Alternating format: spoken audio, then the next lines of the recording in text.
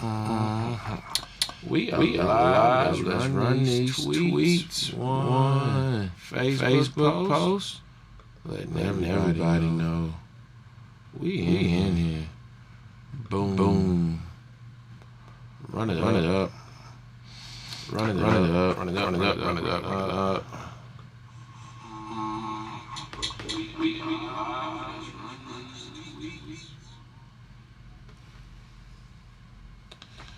All right. Sound media channel looks good. Everybody looks good. We're in here.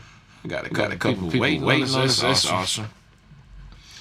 Let's see what all we got here. Check. 1 2 1 2. Thank everybody tuning in. We're getting everything set up. Give me just a second. Making sure I let all the internet worlds know that we out here working. We just dropped it on Facebook. Dropped it on Twitter. Good. Yeah. Oh yeah, this is dope. See if I can throw it on IG real quick after a second. Instagram. YouTube was good, man. DJ brimLo ready for another. Gonna do this again, man. We going live. We in the studio again, man. I love it. Probably gonna be more regular thing. Y'all gonna see me a lot. Today we're mixing a beat I'm working on. It's gonna go in my beat store. I'm gonna call it All Money Ain't Good. You know, one of the most southern cliches. I don't even know if it's southern. I think everybody says that. I actually learned the cliche personally playing dominoes. That was like the first time really. You know, you playing dominoes, trying to hit. Like, yo, you want to go for that? Money ain't good money. So that's where I picked up the cliche the best. I hope everything can hear me well. Chat, let me know it's good. If you ever got any questions while we're working, let me know. If you got friends who into that stuff, let them know. Tell them to come join us. We about to kick this thing off in just a minute.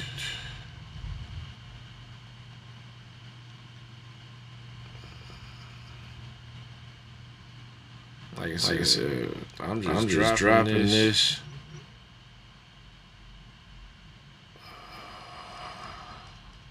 Across the social medias. I'm going to say medias with an S like old folks do. Social medias. So yeah, man, it's your boy DJ brimLo. I tell you what, working on this. Let me run this 808 because I mixed from the bottom up. And I tell you what I'll do. I'll see if I can throw together a decent balance mix. I just want you to hear the beat first of all, what we're working with. So let me turn that on. I know that let me bypass this guy here. All of our plugins are pretty much at stock settings, man. So there's that. Here's a kick drum.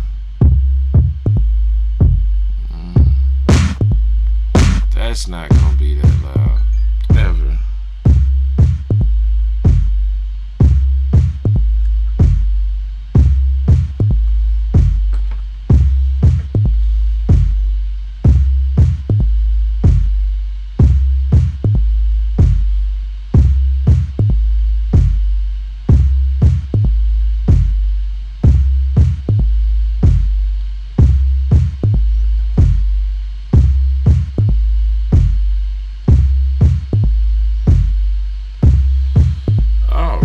Yep. So I just get a rough mix of the beat going, just so you can hear what it sounds like. That snare's way too loud. Check, guys. So this is what I'll do. I'll let the beat play right quick so you can hear it. No plugins, nothing fancy going. Just so you can kind of hear what we got going on, get an idea for the beat. And then we'll jump back into the mix. But let me just throw this together, let you hear it. I'll run it from the top. And like I said, hit the chat, let me know what's going on. Your boy DJ brimLo, live stream, beat stars, cook up with it.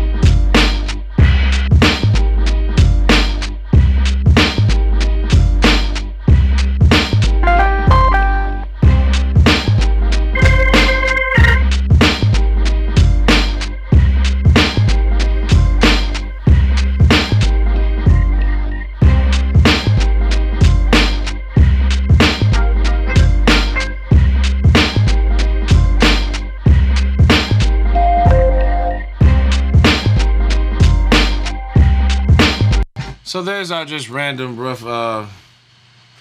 there's our just rough balance right there. Nothing fancy. So I'll run the beat from the top so you can hear it.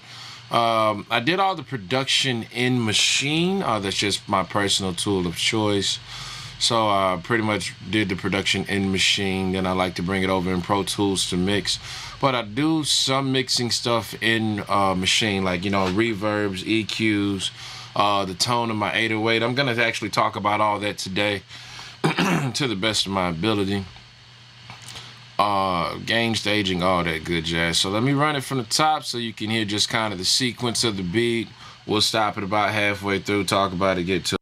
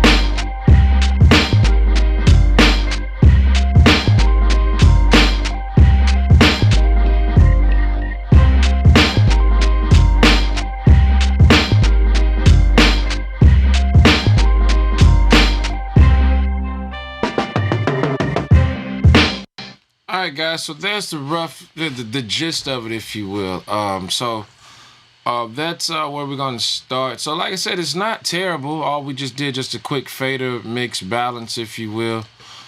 So what I want to do, I'll give you some just details of what's going on with this mix. First of all, I'll just cover the basics. All my drums are red.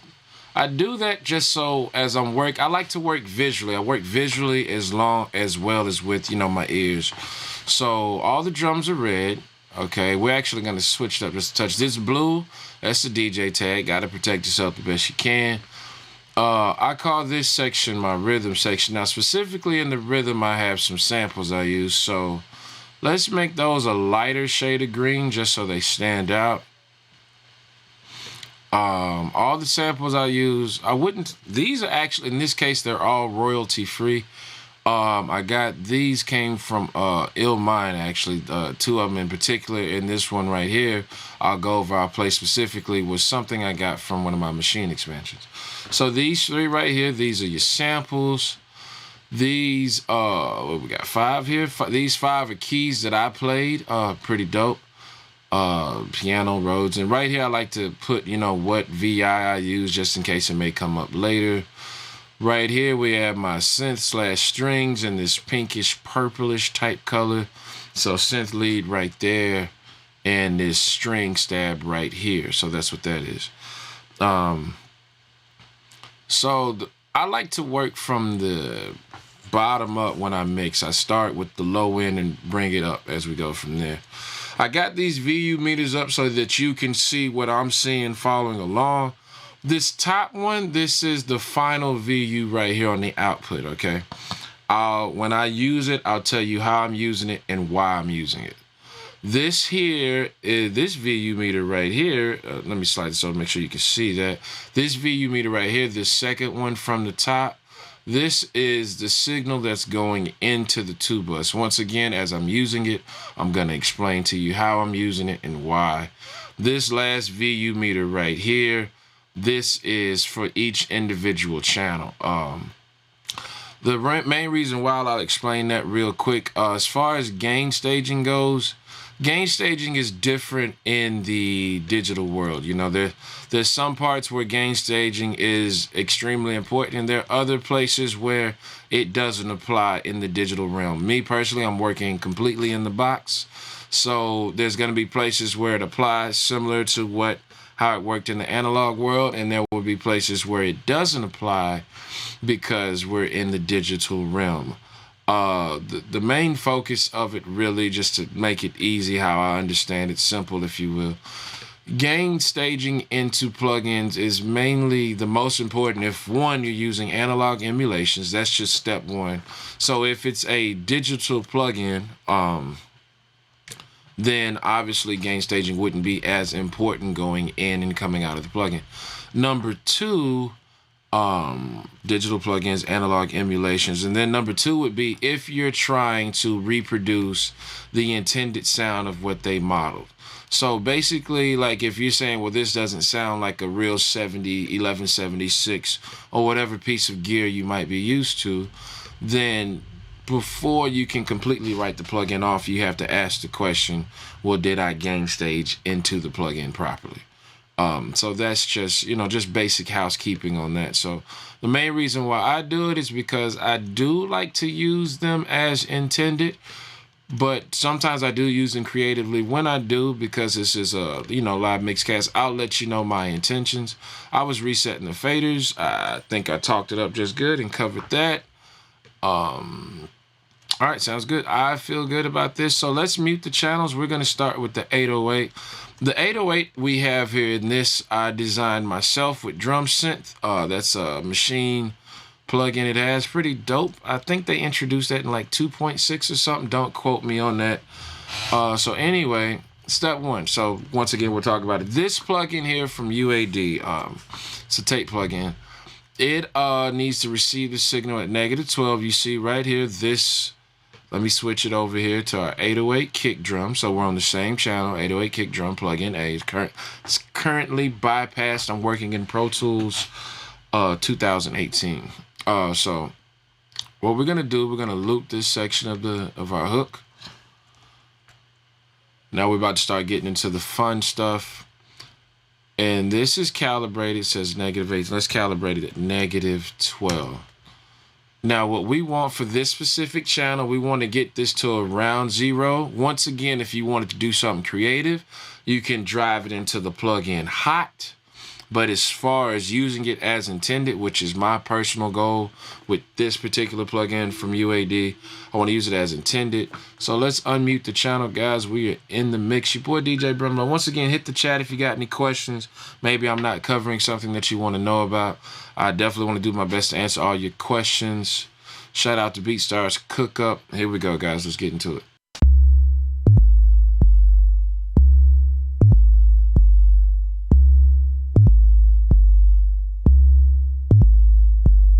So you see our meters right there is giving us, we're right there. We're about at 0. That's close enough for me. I don't have to. So let's enable the plugin. Let's hear what it sounds like.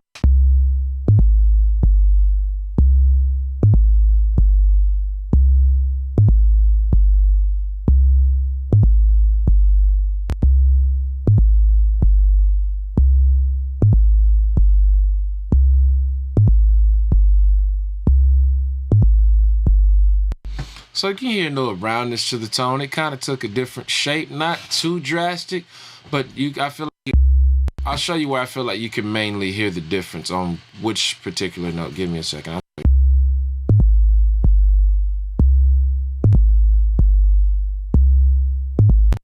On that first note here.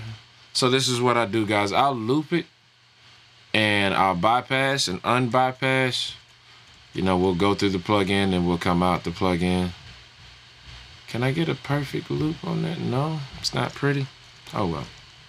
We'll skip that. It's not as pretty as I wanted it to be. But especially to this first note right there, that one. All right, check this out.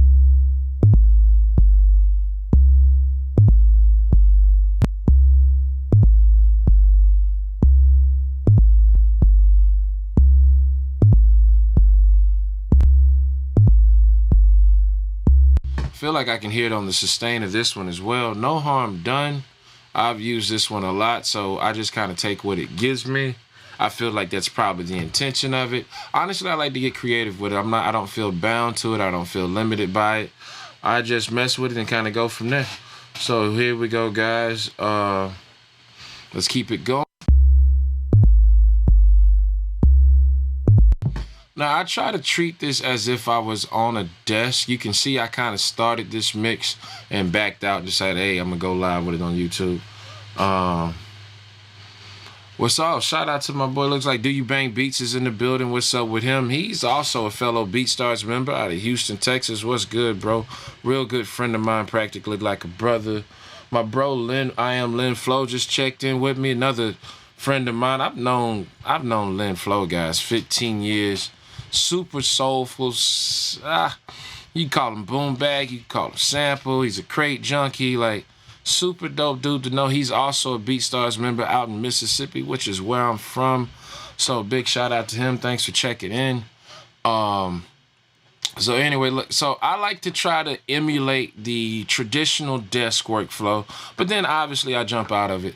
But I start with tape. Like if we were mixing in the studio, if this was, 93, I guess, the beat would be like, depending on how the beat was made. Let's say if you were in a position to where you could track the beat to a 24 or whatever channel. This beat is 20 tracks, 21 if you count the producer tag. Then basically the beat would be playing off of a 2-inch reel, 24-track tape, and it would play into the console. So that's why my tape plugins first, and then we go into the console. One of my favorites is one from Slate Digital Everything Bundle, which is pretty dope. Shout out to those guys for, making them, professional tools affordable for your everyday guy, whether you're a college student or you're doing this for a living. This would have been dope to have when I was in college for sure. So anyway, let's keep working. I just wanted to give you guys that tidbit. I have his plugins calibrated at -12 just to kind of keep it easy for me, since Studer, this plugin I know is -12 also. So here we go, guys. Let's keep it going.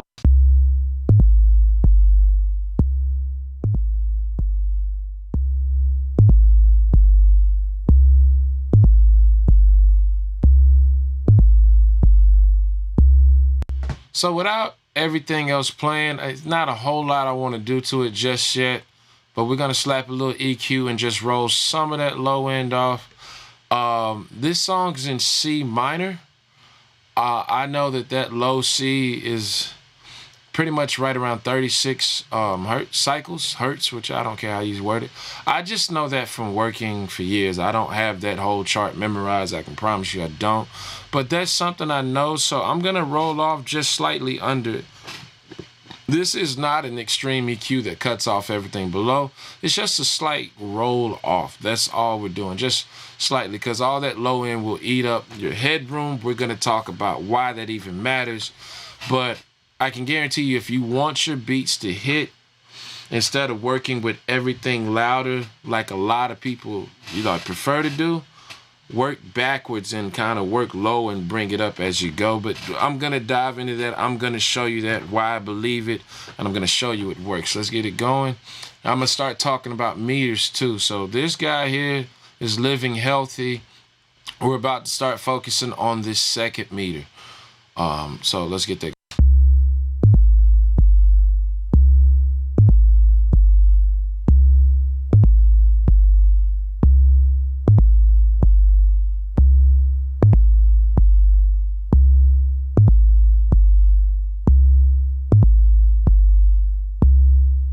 The main thing I was looking for there was just some of that top end from the kick drum, just a touch of it. I'm going to pull up the compressor, but we're not going to use it yet. Let's go to our kick drum, because this is, you can almost call this part here the meat and the potatoes. So we're switching channels. We're going to this. I'll try to keep it focused on, I'll tell you what, this is what I do to make it easier for you guys to follow, because sometimes I can get to working fast. Forgive me on that.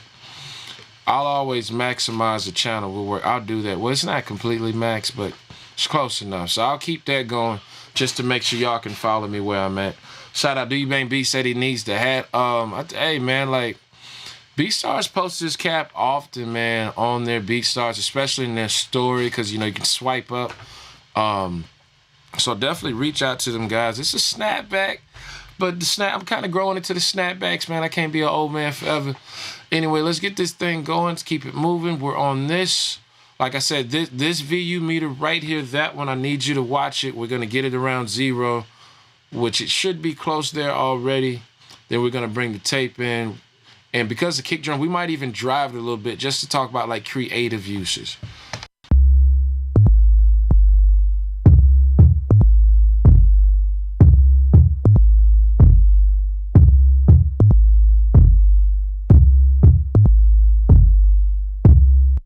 Make so you can hear the kick drum by itself.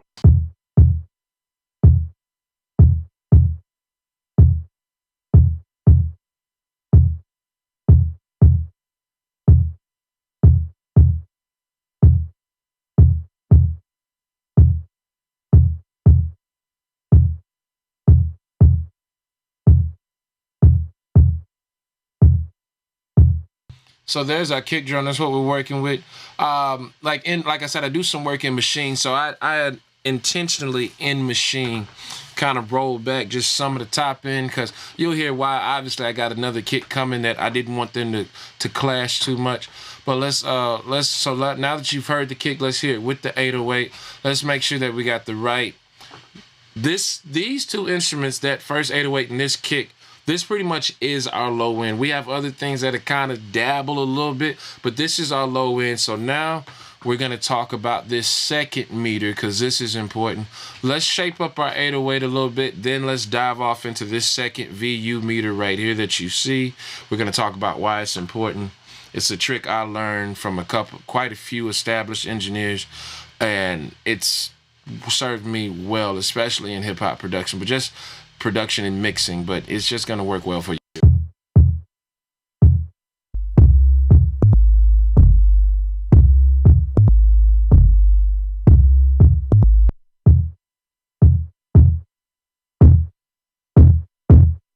Now you notice when I started to drive this plug in a bit, this guy's here hot, so we'll use the output to bring it back down to 0.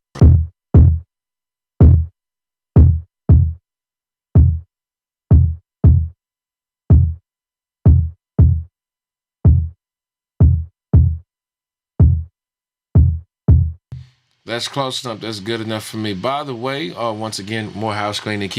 Quick plug. This is Klanghelm VU. This is one of my favorite VUs that I've seen. I know there's quite a few on the market.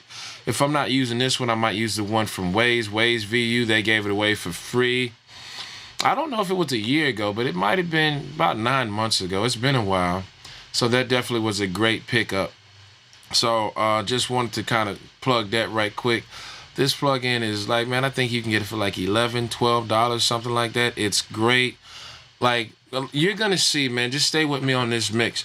But like, when you get that part right, and you can get this meter to what I'm about to show you, and then balance the rest of your mix based on the right relationship with the low end, you'll like your beats will be bang. Even if you're using some of the worst drums I've ever heard in my life, which I hope not.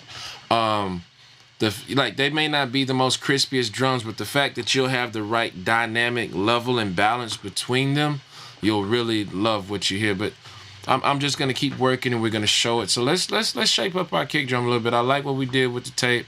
Let's go to our desk here and let's keep.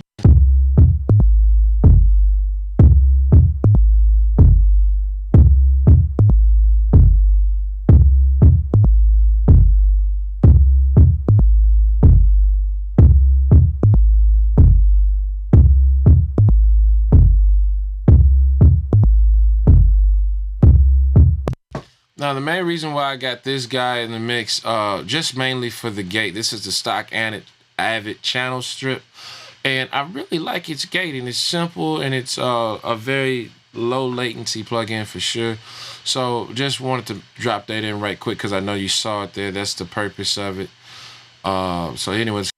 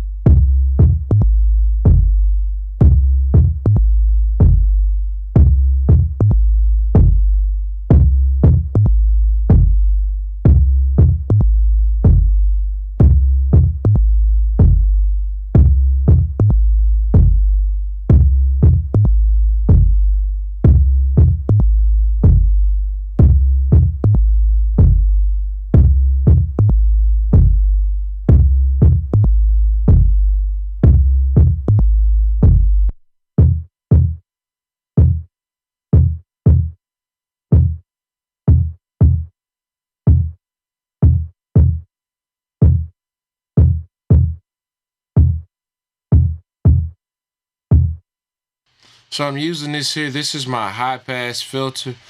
And I'm just trying to make sure that this guy's out the way for that 808 to just roll through there. That's what we wanted to do. We just want that 808 to roll through, you know, so. But then I've soloed it because I wanted to hear the changes I made to the kick drum just to make sure I didn't do anything that I'm like, I don't know if I like it now. So that's all we're doing now. The cool thing about this plugin, we'll talk about intentional uses versus unintentional and creative uses. Like I said, we got these guys calibrated at -12, right? Well, one thing that Slate and his team did a good job of with this plugin is they made sure that this EQ, this is from the SSL console, and analog equipment has this thing that it does, it saturates, whereas digital EQ, when it makes a change, it just makes it, and it just makes the change it makes. But this guy also has some additional saturation. So if you had something calibrated at -12, then that would mean that it would saturate under normal conditions. Once you start boosting and getting certain frequencies, as it resonates, all that good jazz, right? But if you sent more signal in than as originally intended, if you will, you may not be exactly getting the exact, well, it doesn't sound like a insert name here and hardware, which that's fine, because we have the benefit in the digital world of being able to send more signal in it, and we might be able to find some uses for it that they could have did in the analog world. But when you start overdriving components over time, that starts to wear them down. Now, the cool thing about that in the analog world is you can kind of get some very unique pieces of gear just based on use. The downside of that in the analog world is you may eventually have to replace some channels, you know. So that's a benefit that we have. So let's overdrive it just a touch by sending more signal. And then, like, I've got this, I turn this plug-in off. You'll see that we're calibrated at 12 right here. This meter's for this guy. But if I were to raise the output some and then hit this plug, just gonna give me just a touch more tone, just a different tone. That's all, no harm done. So that's one of the things I just wanted to drop in, and that's why I say gain staging is different in the digital world, and it depends on what your intention is. You got to know what your intention is. That's important in this mixing thing, is knowing exactly what your intention is. So we're gonna do that. Now we're gonna use this guy here, completely linear plugin, just meant for gain staging for the most part. And we're gonna bring the signal back down before we hit the next plug.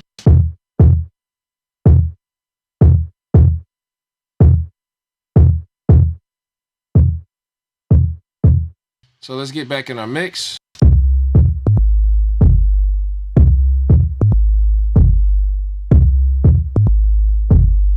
All right, I'm gonna take you guys to this one, the second one. Like I said, this VU meter right here, that guy, I'm pointing to it. I got my finger on the screen.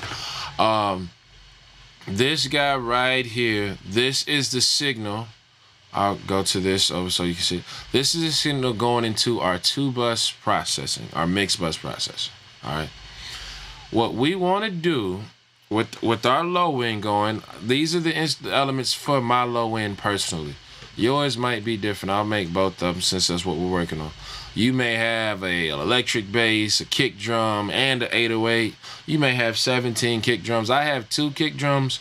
It's just that this one's not doing any low end at all. It's strictly the low, mid, and then high. So we'll keep the balance going with that. But I want to focus on this right quick. What we want to do is we want to have this meter dancing anywhere from peak at about -3, and at the low end camping out at about -6. Right here, this guy right here, this guy right here. Maybe I'll even make it a different color.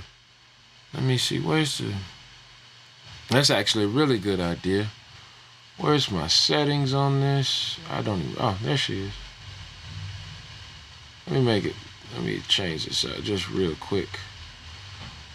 And I was looking in the wrong place. I found it. My apologies, guys. So this guy, we'll go. I like this guy. I do like that. So this, and then we'll change this color to this one as well, just to make it easy to follow, right? Make sure they're all completely, I don't care for that as much as I thought it would. That's not cool. That works. It's terrible. It looks too much like the bottom one, right? I'm gonna stop this time because I'm rambling. Cool. So this guy right here, this blue one right here, we want to have it peaking around -3, at the low end around -6. When we get that balance, if we balance the rest of our mix on that, we're going to be snapping. Let's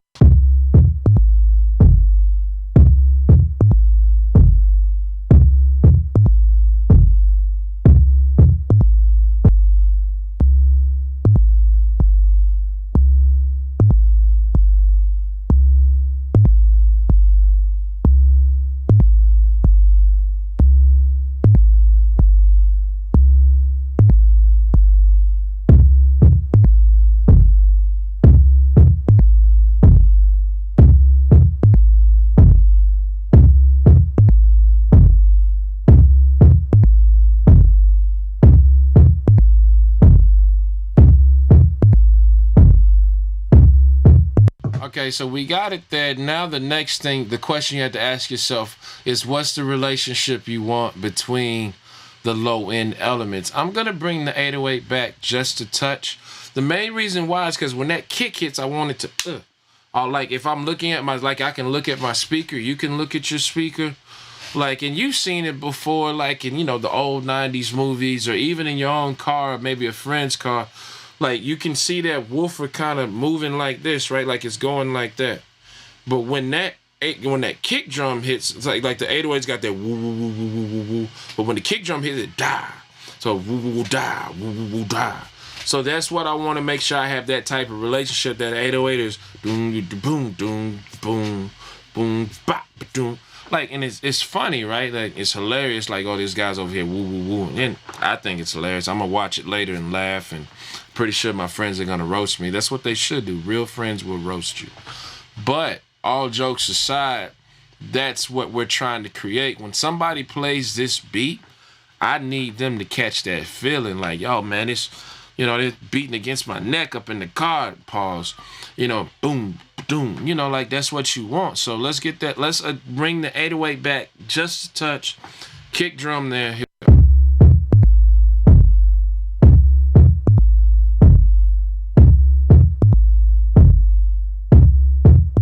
And I believe in visual mixing. So I'm looking at this right here, and I'm looking at the level. I'm even checking out what the numbers is giving me.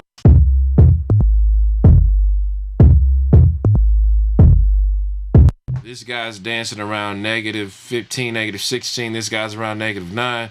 That's a 7 decibel difference. I like that. Let me see if I can get it at 9.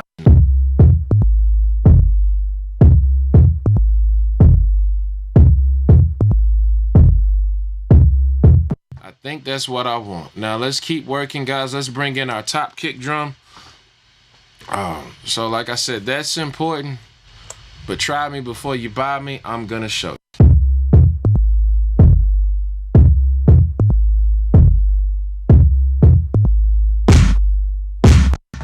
Yeah, gross. Let's bring that down right now because we know it ain't gonna be that loud, and then we'll fix it as we go.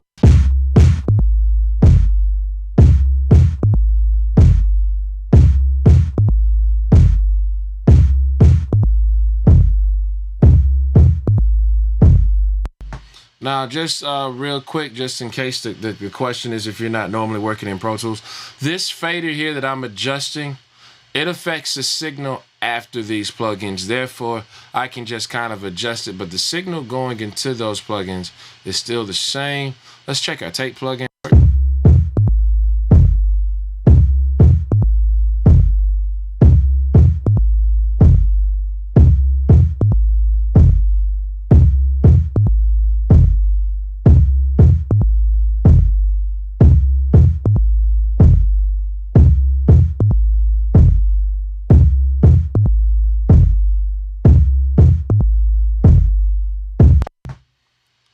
Dub over there acting brand new. Dub is Do You Bang Beat, same person.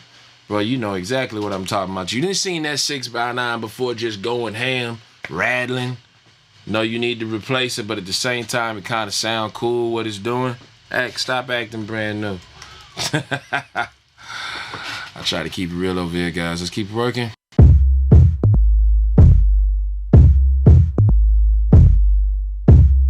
I'm actually kind of happy with the tone, but I tell you what we'll do. We'll go to our EQ and we'll just get just a little touch, just to kind of pick up where it left off on the other.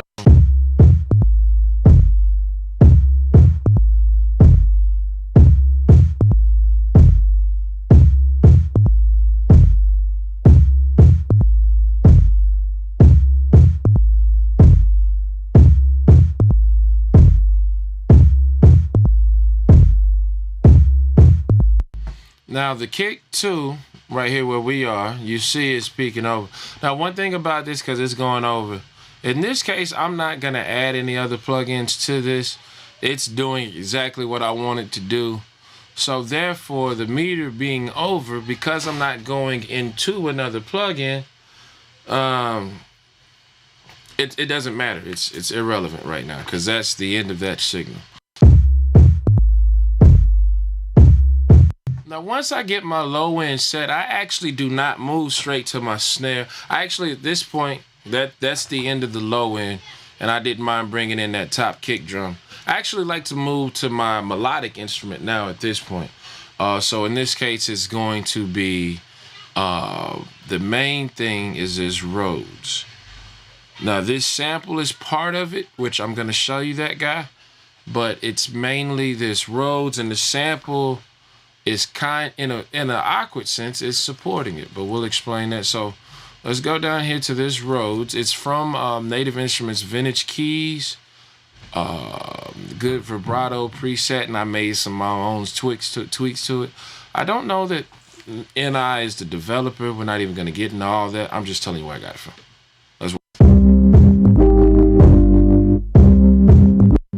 That guy's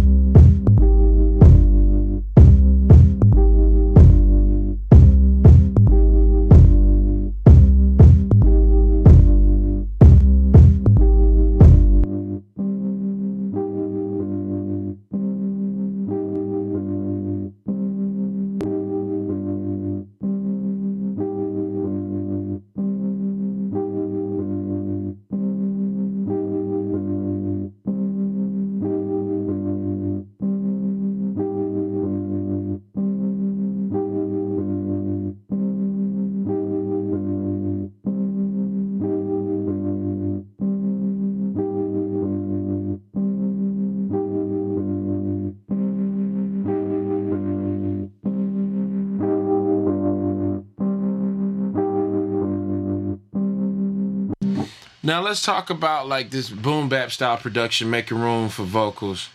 Good question. Do you bang beats? Like I said, good friend of mine, he just asked me about the distressor. The distressor is coming. Winter is coming, so can somebody give me one of those? But yeah, no, the distressor is coming, bro. Please believe I don't ever miss out on the distressor if I don't have to. I prefer not to. But no, I haven't brought him in yet on this one. But it's coming. Honestly, just keeping it real, the low end felt real good as it was on the 808. So I didn't feel like I needed to distort the 808 any more than I already had. Therefore, that's why I didn't go straight for the my depressor. Wow. You can tell the truth about my day, which it really isn't depressing at all. But that's why I didn't go for the distressor right away. But that's what I would have used it for if I felt like I needed a little extra something on the 808. I actually am going to go to one of my personal standbys though for that, and I'll show you that. I might even do both versions. I'll do it with the distressor, then I'll do it with one that I have in my personal toolbox I like to use.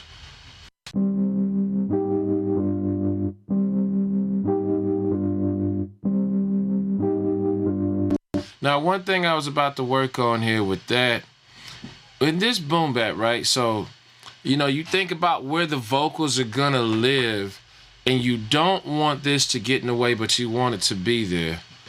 Like, you can, I feel like starting as low as even 200, obviously that's not where the bulk of the vocal would be, but that's where the body of the vocal starts to present itself. 2, 4, 600, 800, that's like the weight of the vocal.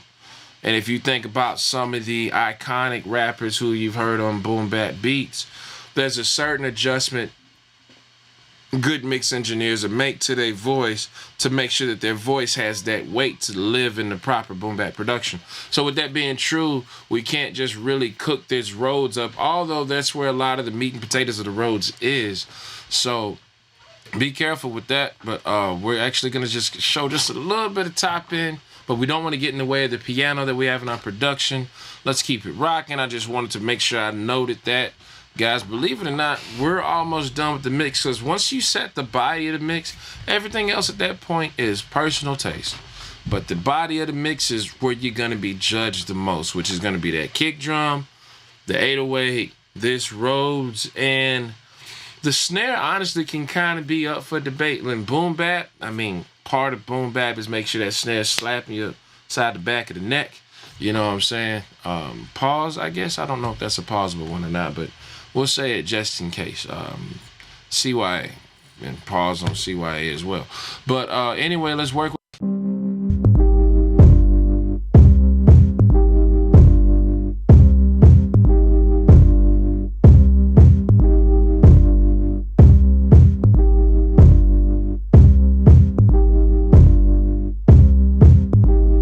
So when I'm trying to get the balance right, what I'll do is I'll turn down the monitors to just as like to, usually I should just be hearing the drums, like typically. And I'll start to bring them up slowly, and then I'll try to hear, when can I start to hear this main melodic instrument? Where are we sitting? And then kind of make adjustments and choices.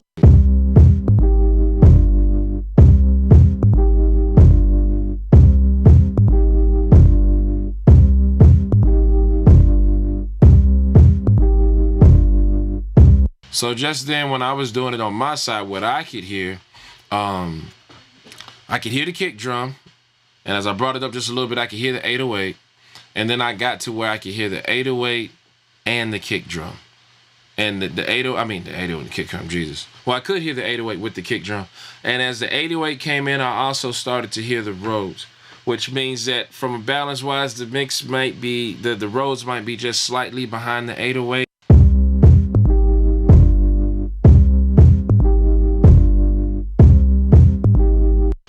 Because I'm mixing an instrumental that's supposed to have vocals on it, I don't mind that. If this, I should say mixing a beat that's going to have vocals on it. Because what I like to do as a producer who's leasing beats online, I would recommend this to anybody. If you can get your beat mixes to where people can buy the MP3 wave, obviously we prefer that they buy the track out or the unlimited or the exclusive, however you have your store set up. But obviously we would prefer them to buy the more, expanded version so that they can really tailor the mix. But everyone, one, may not have the budget to do it. They may not even want to, or they may not have the skill set or the personnel working with them to do that. So I believe in giving your customers the highest quality you can. That way, that would be such a plug and such a selling point if customers walked away like, man, every time I get a beat from insert name here, I'll throw myself in there, DJ brimLo, like I don't even need the mix, man. I can just record my vocals directly to it. So that's, I believe in selling points. I believe in focusing on the customer experience just as a business person. So call that a short plug, if you will. But that's why I like to do it. Now, if this were instrumental, then yeah, that Rhodes would be slightly more present, and I wouldn't be worried about where the vocal was going to sit. So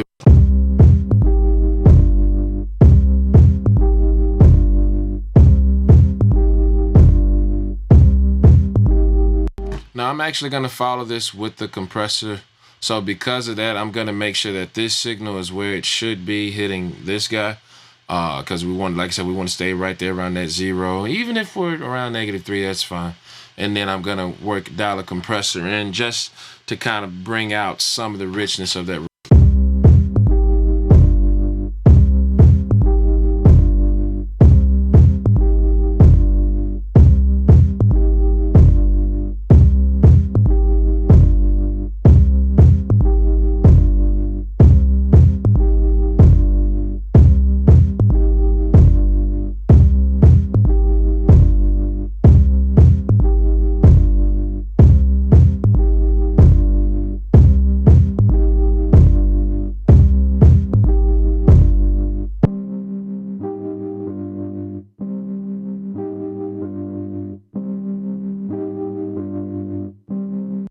Now I tried to make sure that I didn't get too much makeup gain so that you weren't hearing a difference in level, just more of what it sounds like. Check this.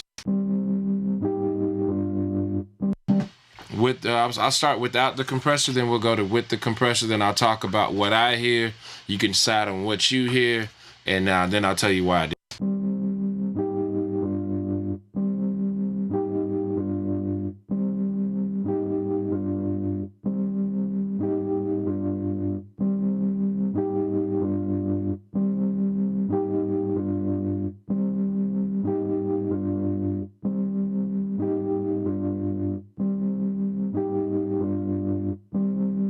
So the main thing I hear, and the reason why I did it, is because I know I had just some slight effects on this Rhodes. When I played it to make it feel like a sample as well. Like I wanted, like a lot of boom bap records have very repetitive chord structures, nothing to it. The elaborateness might be in, little, I call it ear candy that sparkles here and there throughout the beat. But as far as the core of it is usually very repetitive. You can see that this is practically a 1-bar loop. So, but I know I did some effects, like some slight reverb and stuff that I used.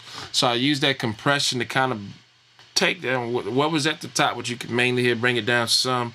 What's at the bottom, bring it up slightly so that it's just a touch more present, but not too much. So let's keep working. I got this piano that's kind of paired with this that helps add the sparkle. So let's bring the piano in.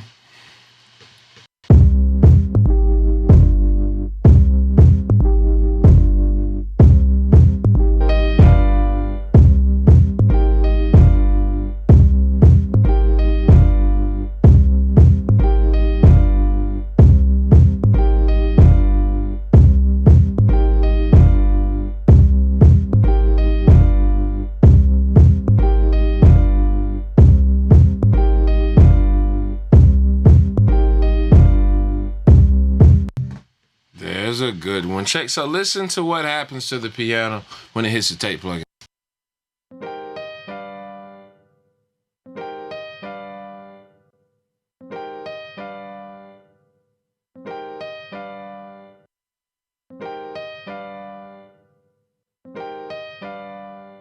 You can kind of hear a difference in the dynamics. I like it. It's cool.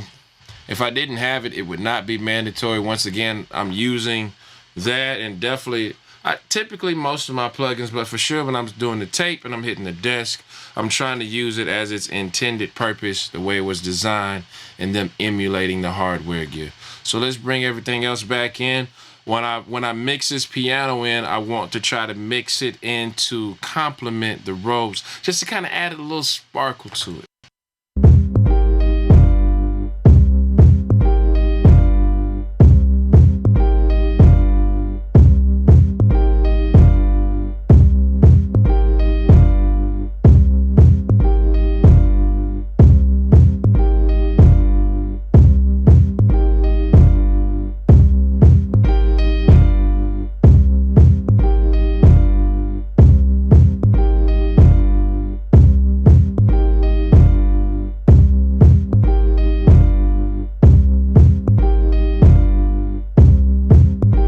Now I did the same thing here on my side. I turned my monitors down because I don't want to go too far down with the piano. I want it to be heard. I'm going to do the same thing here, guys. I'm going to bring back a compressor. I know I got a little reverb in there, so I'm going to try to bring it up with the, taper down some of that, bring up some of the low, what's at the top of the, take it down, bring them together. Going to use the same compressor once again, but here.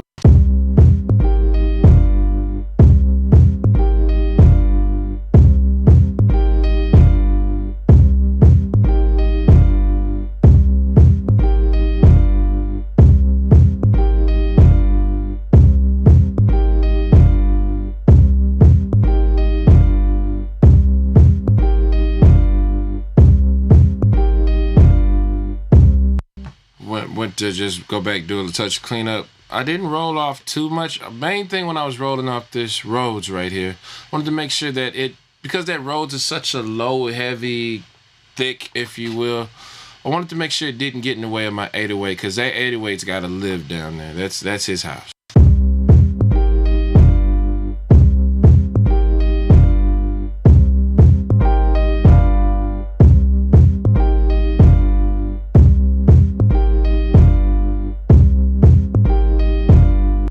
once again on this piano track, you can see how hot we are. So we'll bring this guy, Trimmer, to bring back the level, because when I use the compressor, I'm kind of going for intended use. So that's, well, not even kind of, I definitely am going for intended use. Matter of fact, I can even drop the compressor in there. That's fine. And just bypass it for now. Turn it off with the power button. And then make sure I have it right where I want it.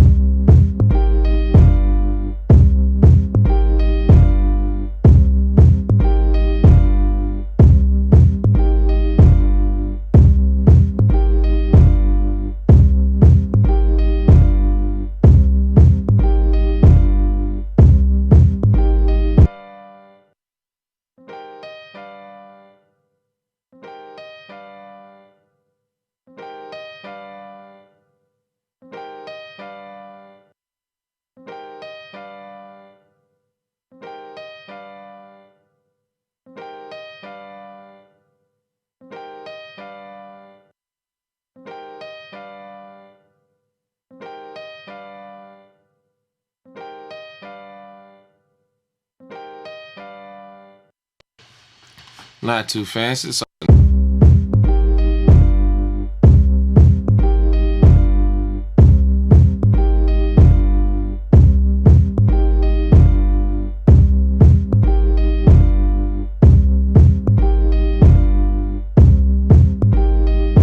this beat, I didn't use any traditional closed hi-hats. I went with shakers just because it's just what I felt. So let's bring those guys in.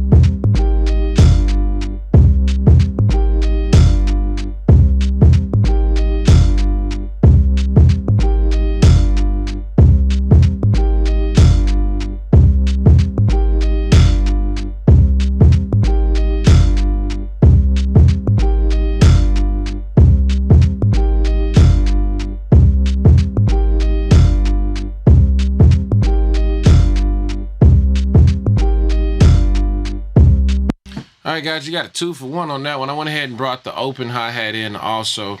So we got the shakers and the open hi-hat. Now, I'm going to show you something that I would do. Everybody's studio setup is different.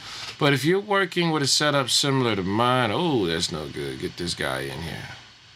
If you're working with a setup similar to mine, then okay, there it goes. Then you might have multiple monitors. What I like to do, I use SonarWorks, and it's been good to me. I will go to this Rocket 5 profile and then turn on their simulation of Japanese white cones. I have some Rocket 5s. She has the 10 3s. It's a 3-way, which is pretty dope. I like it. But then I have these 5s that I like to use, and I will set them for this Japanese white cone. And now you may actually own those. Obviously, Yamaha NS10s. I'm not sure which ones. But or you may have like a mix cube or some Avatones, you know. So basically, I like to do that just to kind of hear where my mix is. Because if I can get the kick to pop on that, which everything we just did, it should be. But if I can get that mix right on that type of speaker, then I know, as far as like my kick drum, the dynamics and the snap, then I know I'm Gucci when I go back up to the bigger ones.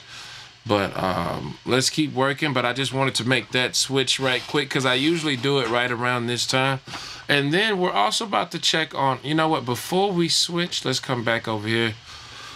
Excuse me, to the 10-3 profile, and let's check out our 2-bus, because this is like I said, we about laid the foundation of our mix. So this is normally when I like to go check out what's going on my Mixbuss or 2-bus. I call it a 2-track, and that's focused on this VU meter right here. This middle one is kind of a bluish gray, and you can see I have these plugins disabled. Let me bring this guy in too. But right now it's just going into this guy, but we're gonna bring him out. So let's get it right. Well, I'll tell you what, let's get our snare going first, then we'll talk about this 2-bus. So let's get the snare in the mix, then we'll talk about the Mixbuss, because I think that makes more sense. Just because the snare is gonna affect, my apologies, the snare is going to affect decisions I make there. Here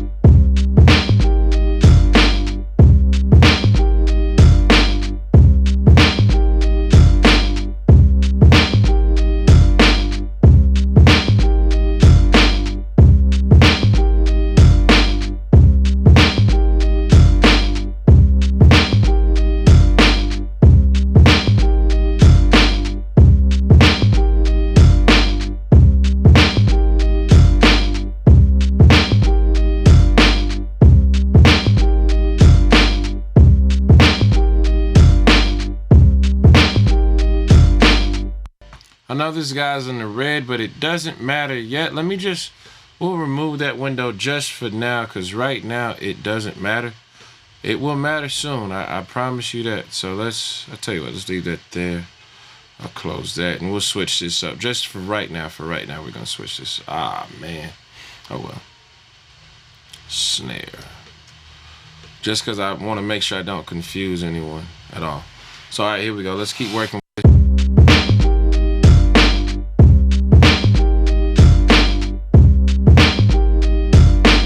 Now, I have 2 snares because my first thought was, man, it's missing some low end on that snare, but then I reminded myself, But seriously, I reminded myself, like, that's right, I got another snare carrying that. So we're going to have to bring the other snare in, then make some adjustments. We'll work between the 2 snares. Let me get these guys out the way right quick. Both of these snares are playing the exact same pattern. There's no alternating patterns in this particular track. They're hitting at the same time. Here we go.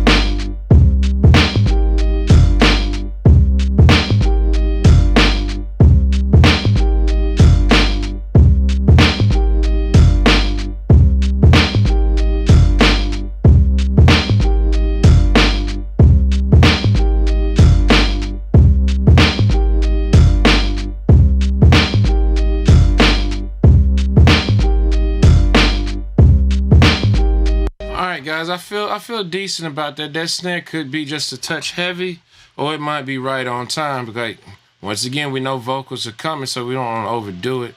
But now I want to talk about the two-bus. And like I said, we basically have set the meat and potatoes of this beat. So let's jump into the two-bus, guys. Mixbuss processing, and we're gonna talk about that. Let me get this guy pulled up here. Now, this meter is extremely important now. It's always been important, but we're getting there. So first thing I'm gonna start playing.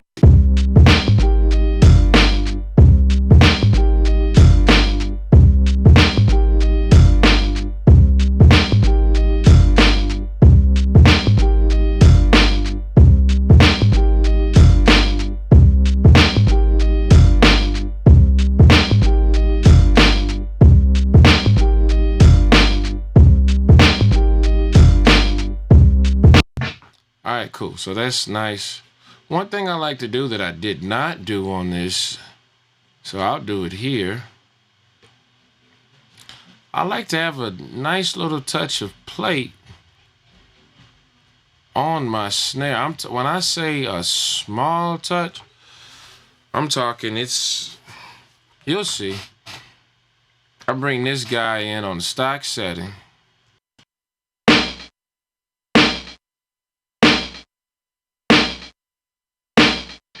First of all, it's on the wrong channel.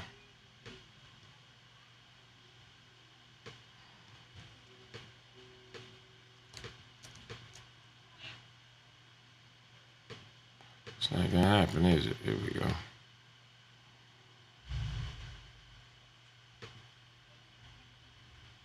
Oh well.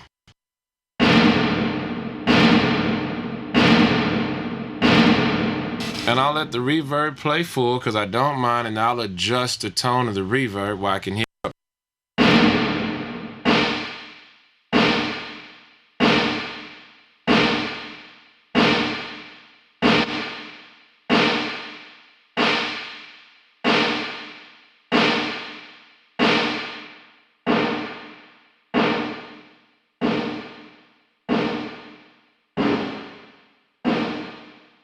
And then I'll come over here to the mix like this. This basically is like, do I want it completely reverb or completely no reverb? And I will move it just the first spot it hits.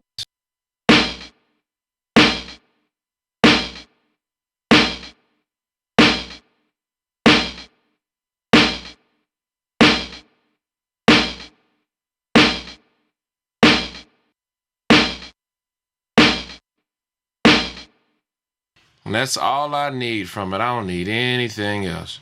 And that'll do you. So that's something I always drop on there. So now okay, so we're back to our two-bus processing, guys. Two-bus processing. All right, so we're going to follow our meter.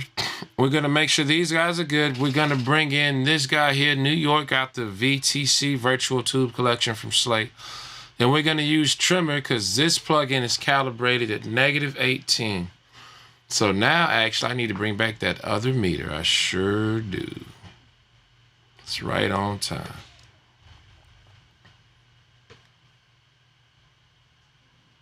Let's move this guy back down. Let's bring him here. Put him there. Okay, so we have to follow this guy. Wait, this guy's calibrated. So -12, -12, then -18. So what we have to do is make sure we get the right signal. I want to use this plugin. It's FG Gray. It's this is an emulation of a modeled, if I'm not mistaken, this was a modified SSL G-Bus compressor. It was something different. I don't know all the details. I'm not even finna sit here and try to lie to you to tell you that I know them. So we're gonna watch this. Like I said, this guy's at -12. That's fine. This is the output. So it's reading whatever the farthest most, the last plugin, which in this case, because these guys are disabled, it's reading this guy. So once we get to here, we're going to set that to -18. We're going to use this plugin to make sure we're sending -18. And then we're going to enable this guy because we want to mix into our compressor. But this is normally when I start mixing into the compressor once I have the bed of the mix going. Here.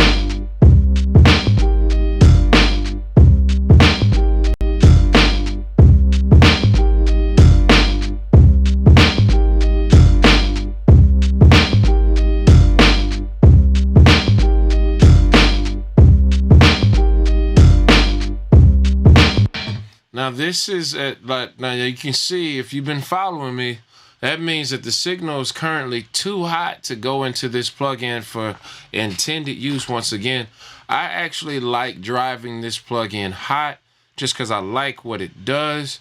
That's a personal preference.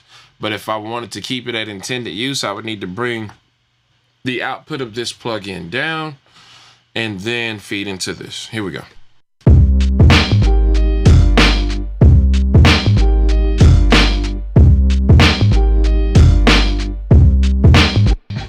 Now I'm going to change this to -18 because we're going to be going into this. I'm going to use this to adjust the signal by however much this tells me, and then we're going to work on this guy.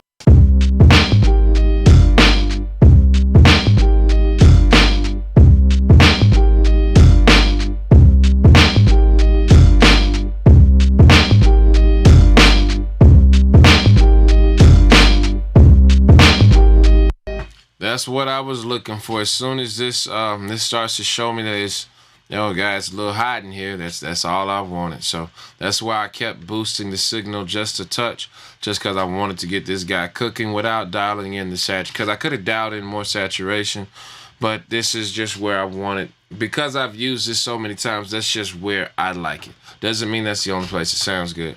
So now let's adjust this guy here to make sure that we're hitting around -18 nicely for this guy here, FG.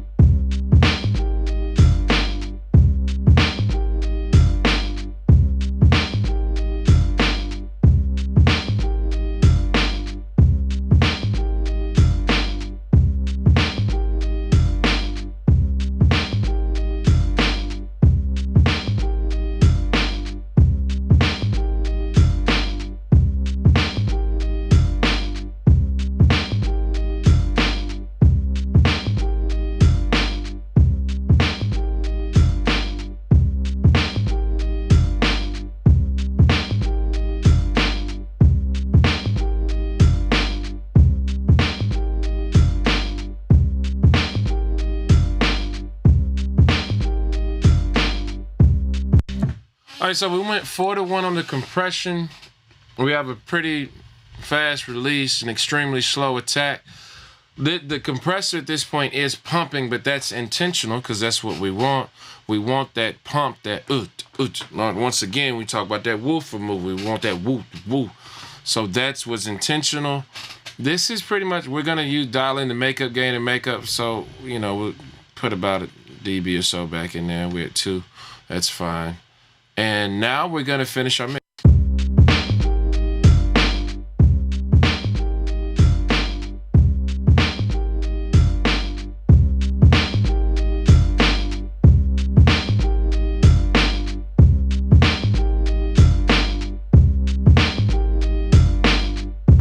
So like I mentioned before, this is when I'm going to switch my monitors over.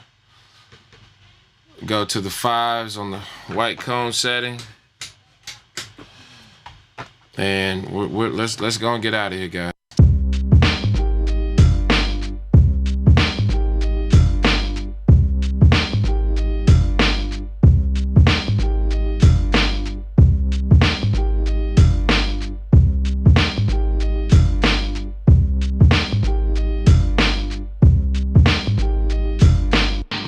So let me show you the sample here. This is I don't remember. This is from one of the,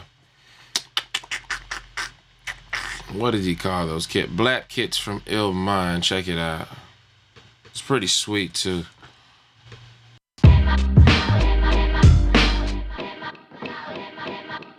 Obviously I chopped it up, repitched it, and sped it up as well. But that guy, it's the sample of the beat, but it's not the focus. I'm going to set it behind the Rhodes keyboard, but when it's not there, when you hear it in the sequencing, it's going to make such a drastic difference that it kind of, in a very natural, intentional way, it becomes the focus of the beat without being the actual.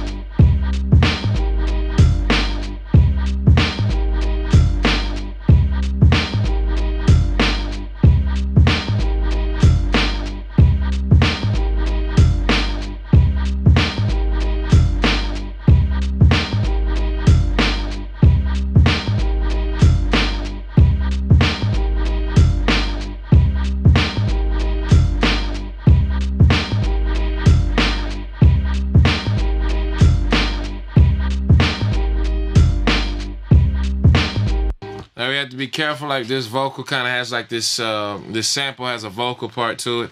So we don't want that to get in the way of any vocals that we would add to the beat, right? So what I'm going to do is pull in this guy right here, CS Lip. Matter of fact, I'll just replace it. Let's get rid of that. Bring him back over there. And instead of using FGS, we'll use CS Lift, because it has a low pass filter. So let's use that. Actually, no. Let's make it creative. I wanted to dive off into this anyway. So let's go back here. Let's do that. And I'm gonna show you what.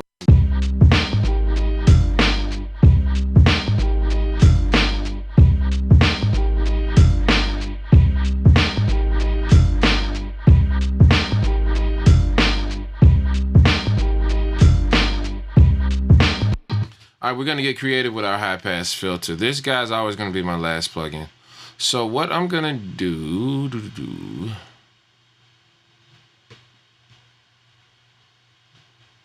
I'll move all of them right now at the moment. Just get that over with. So what I'm gonna do is I'm gonna use I don't know all the details behind this guy. I'm just going to be honest. I just started really understanding what was going on. So you can do this yourself if you want to take something like CS Lift. Where's my buddy at?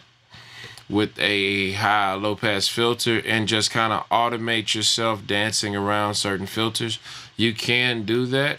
I think that's cool. But I prefer to use this plugin I have from UAD. I have a few other different versions of it, so it doesn't have to be the UAD one, obviously. But get some modulation going with this Moog Multimode Filter XL. Boom, there she is. And what we're going to do is we're going to set the cutoff filter. And we're actually going to have it in different places of the verse versus the hook. In the hook, I'm going to let it kind of open up a little more in the top end for obvious reasons. But in the verse, which this sample doesn't even play a lot in the verse, but it does show up from time to time, I'm obviously going to roll off a lot more top end.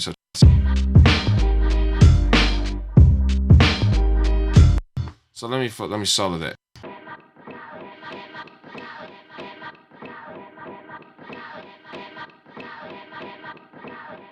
So in the hook, I might have it dance around here, right? But in the verse, I would probably bring it down there. And I'll do that through automation in Pro Tools. But for now, let's set up this. We're going to set the plugin up. We're going to set up our drive, sensitivity, and stuff. And then we're going to make the specific setups for verse versus the hook.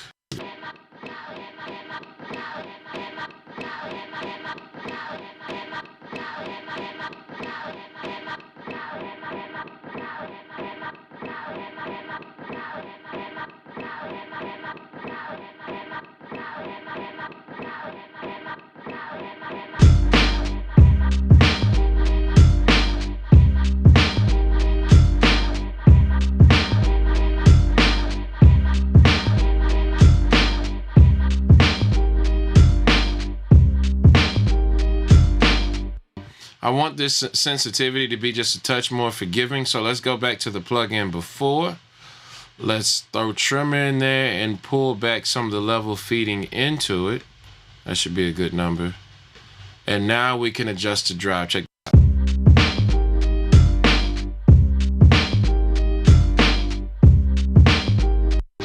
Significantly more forgiving.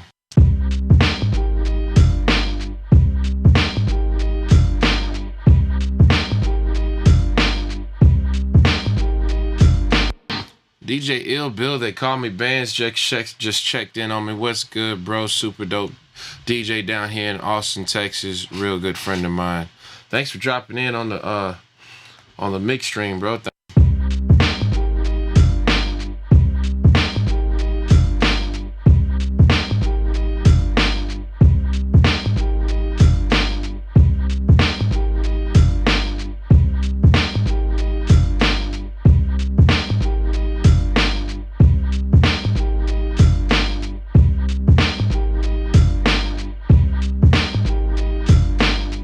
All right, cool. So that works for that. Now I want to show you, like I said, when we go into verse, we'll just do some additional programming. We'll come over here.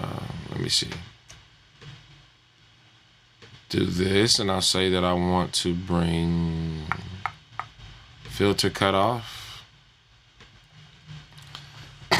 And in this section right here, that's the verse. I'll play it for you. So the verse is grooving.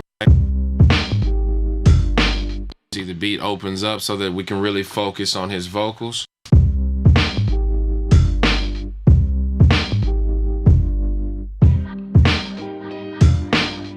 So it's cool, but I don't want that to, it's once again, we think about the end user now, not just the rapper, but also the consumer who's listening. We don't want them to lose focus on what's most important, which is his vocals.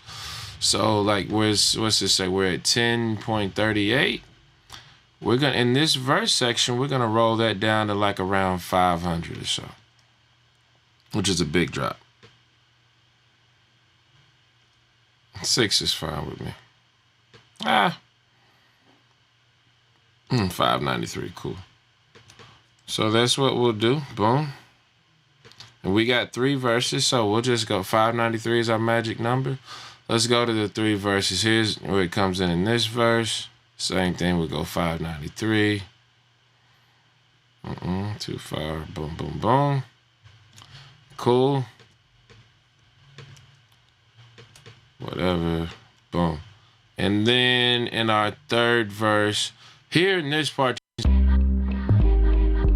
same thing. We're going to roll it back some for the same reason, because we just want to keep the focus on the bars he spit. You know, especially like in a boom bap style production, this is like the storyteller's, you know, like this is his domain. This is where he dwells. He's making sure you understand he's the hardest person rhyming right now. So that's what that's for. So check it out what we did. So right, like you'll hear this part of the hook.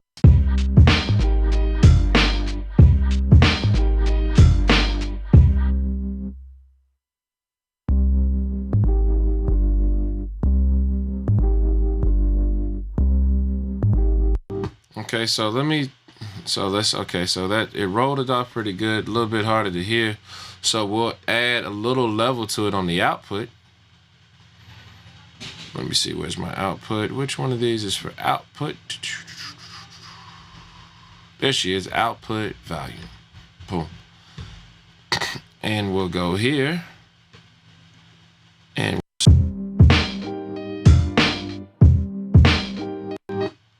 let's bring it up 6 decibels, see what that does.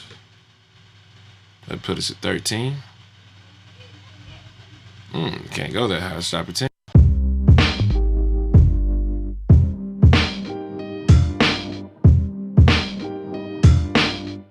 All right, cool. So instead of doing all that, let's just adjust how much we rolled it back, which probably would have been the better move in the beginning. Let's try that. Let's see what's going on here. Instead of being at 500, let's go to 1,000.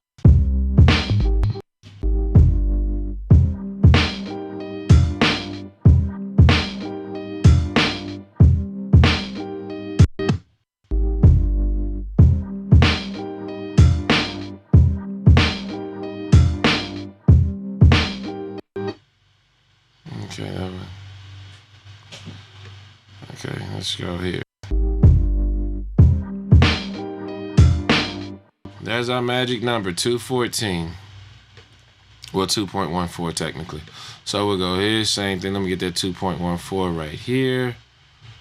2.16, close enough.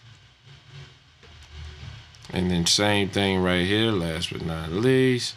Ooh, 2. We just built it up each single one, huh? And then this is the end of the beat. We won't roll it off as much. That's good enough for me.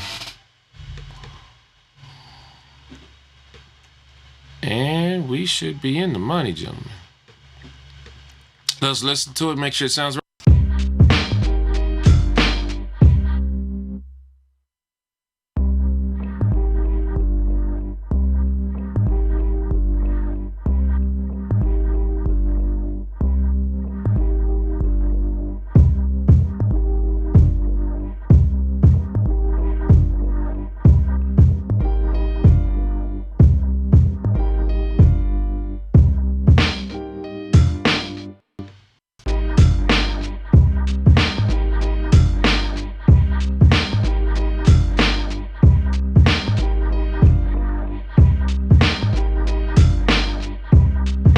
So that's cool. So yeah, using that. So that's one thing I really like to do, use these filters just to kind of put a creative spin on samples.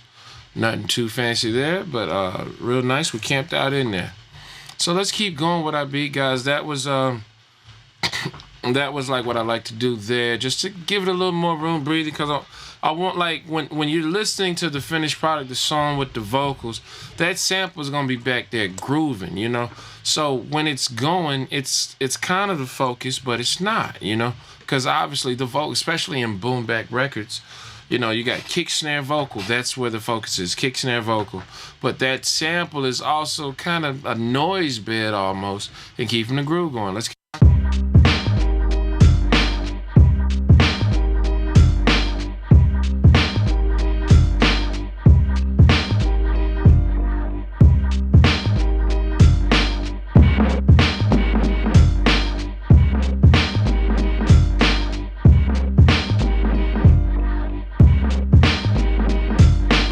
Now, same story with this drum break that you hear. This is something I got from Illmind Black Kit. I can't remember which one, so I don't want to give you the wrong numbers. But we're in there, we're grooving.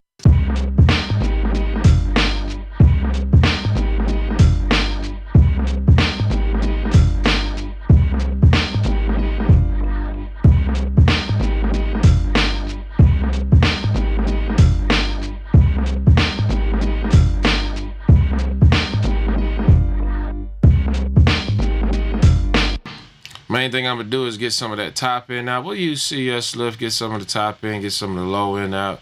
And other than that, that guy's grooving.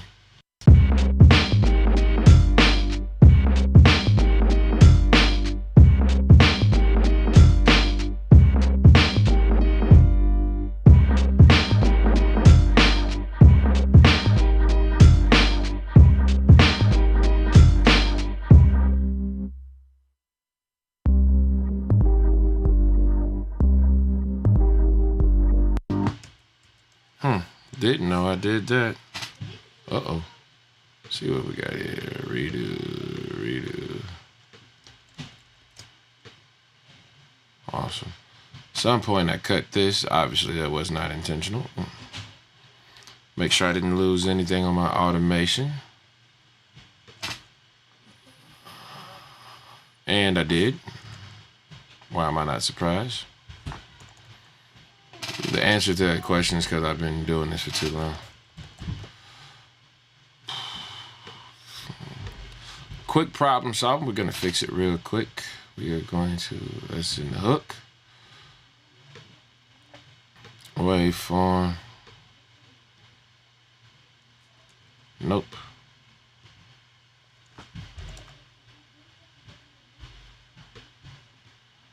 I got my shortcut keys enabled, so obviously at some point I hit the shortcut for cut. Wasn't paying attention, didn't even realize I did it. No harm done, we're good.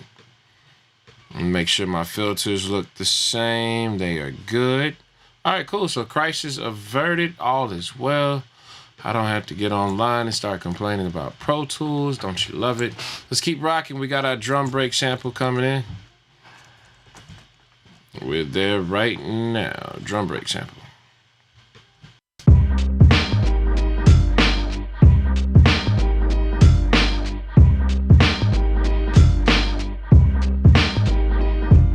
I don't feel the need to do anything different with that. Kind of keep this guy.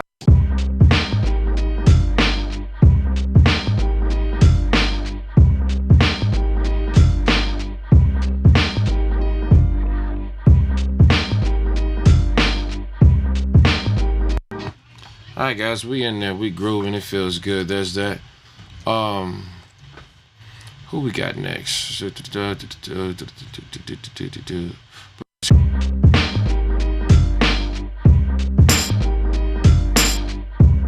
Before we get to the crash, we'll get to tambourine.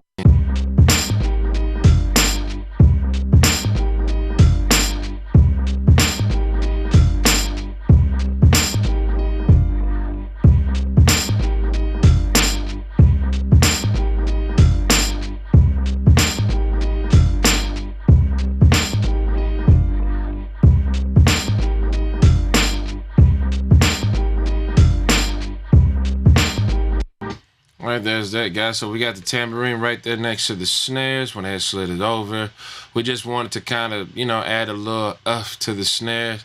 It feels just a touch bright, so we'll get some of that top end off of it.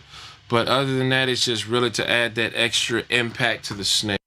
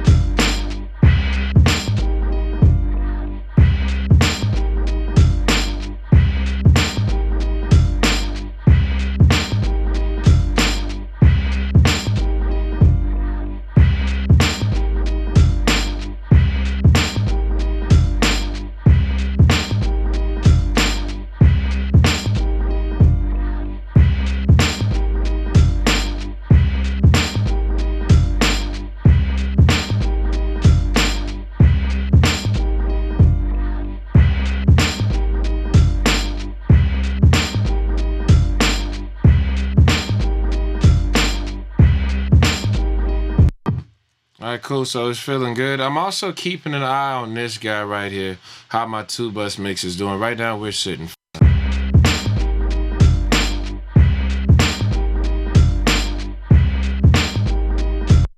Now, the rest of the instruments that I have in this mix are pretty much ear candy, guys. I got a drum fill. You got this little horn lick that comes in. Different things with different keyboards and stuff. And we're going to bring all of them in. We're going to have fun. So I'm going to kind of breeze through this right quick. I'll pause every now and then to tell you what it is. Other than that, it'll be self-explanatory. I'm going to follow the same concepts and rules that we've done thus far. And the reason why I want to breeze through this is because I got some other things I really feel like I need to get to and I want to get to, and I want to show you some parallel processing, making our low end even more massive and getting that heavy snap out of it. We're pushing where we're at about an hour and a half. Let's see if we can get this going. Here we go.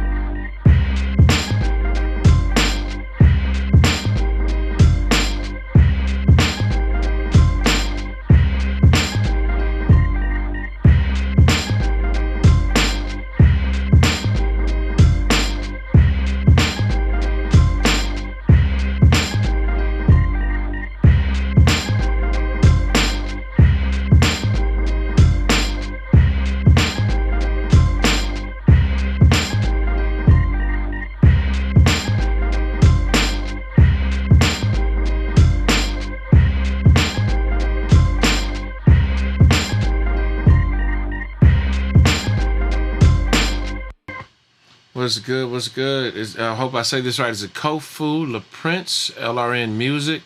Oh man, I'm doing my best to explain everything as thoroughly as I can. I'm glad to help. Hope it resonates with you, man. If you have any specific questions, bro, drop it on me at any time. Like I said, I'm breezing through this right now just to because I want to show you guys how to make the low end a little more massive and get a little more impact at your mix than what we're already getting. So, yeah, thanks for that, man. I'm glad you appreciate it. Let's keep it rocking.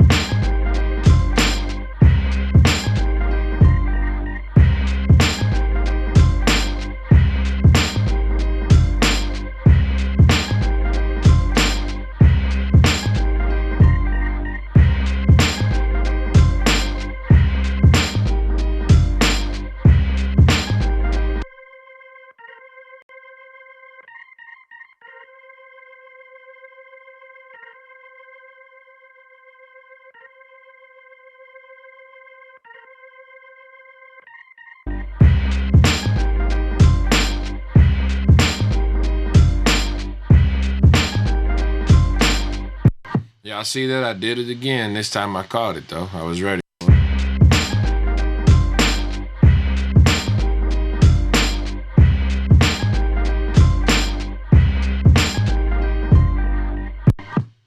All right, let's get this fill in here. That way we can play the full hoop look. Hoop, good God. I said hoop look. That's awesome. Loop, hook, loop. There we go.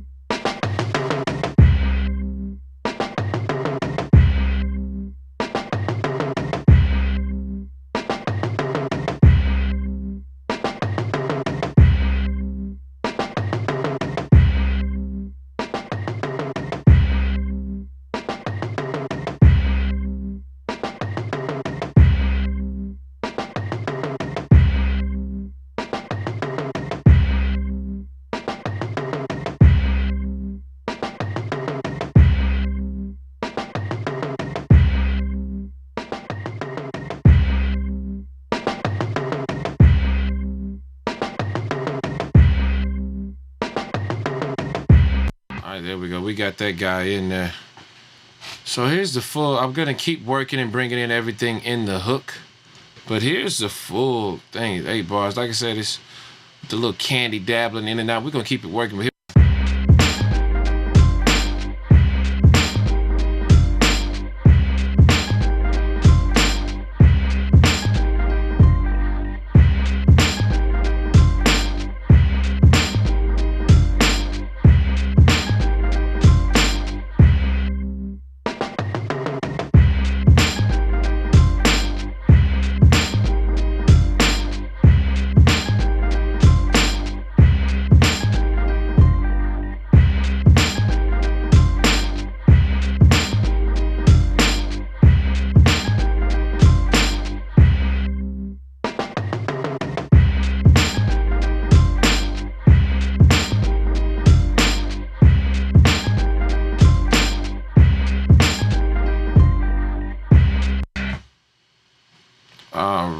let's get our lead going here. This is a pretty cool lead. Same thing, we'll keep it rocking. You don't really hear synth leads a lot in boom bap production because it's just not normal. I don't mind taking a little bit more of a modern approach. When I was putting this sound in, though, I was definitely careful to try not to, quote-unquote, disrupt the feng shui, if you will. I wanted to make sure we stayed true to where we were, and I think it worked.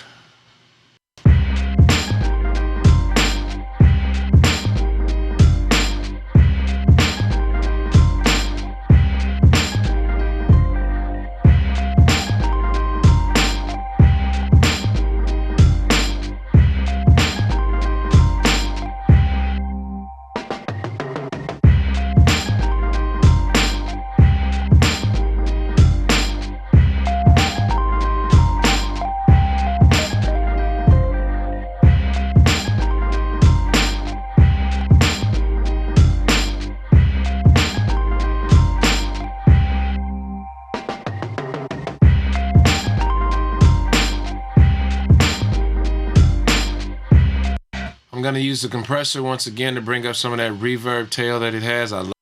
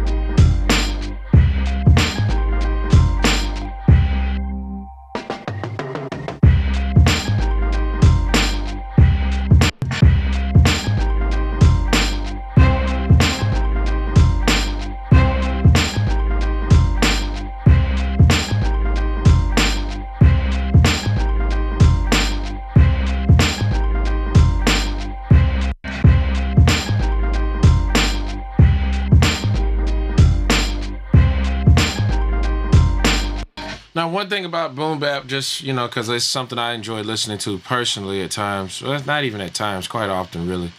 But that stab wasn't always in boom bap. That was like having stabs in the orchestra hits, if you will. But this is more of a, I don't care. You call it what you want. I don't prefer. I don't care.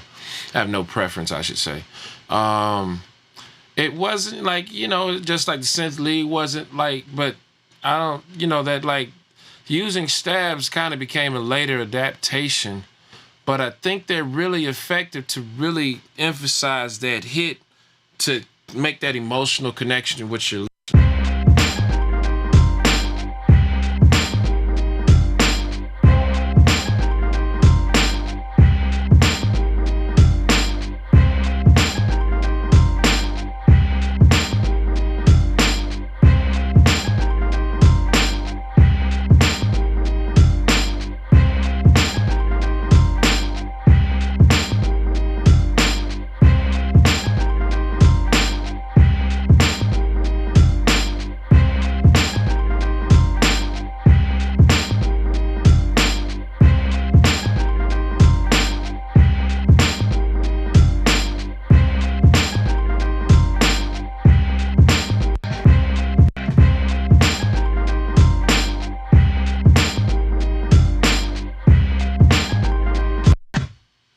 guys. We're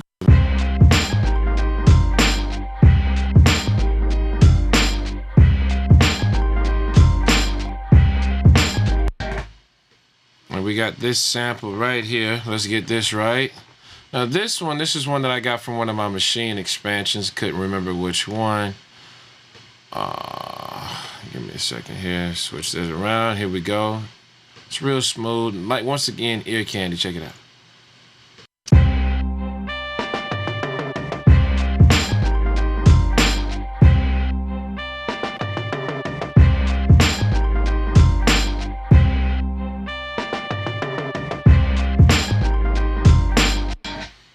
And like, now this sample, I'm gonna have just a touch more presence where the vocals would live than I normally have, just mainly because I'm thinking as a songwriter, whatever you do, like, it's not going to be in the way of the vocal, but just compared to everything else, it's kind of the sweetness. So as a songwriter, it's like, yo, man, I imagine they would play off that horn lick right there. So let me make this look. There we go. That's better.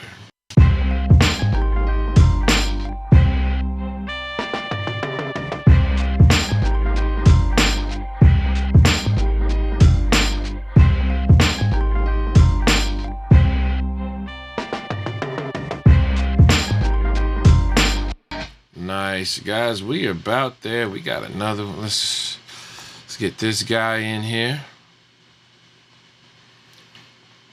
We're about to jump into the beat tag. I think the beat tag is important, but we're also going to talk about how I mix my beat tag, why I think it's important. We're almost there, guys. We are almost there as we're creeping up on the 2-hour mark. It's a little longer than I wanted it to be. What I did want to make sure I gave thorough explanations of everything and reasons why. And we still, like I said, we still got to jump into making this low end massive. It's coming, guys. Wow. It's on the way. That's where we're.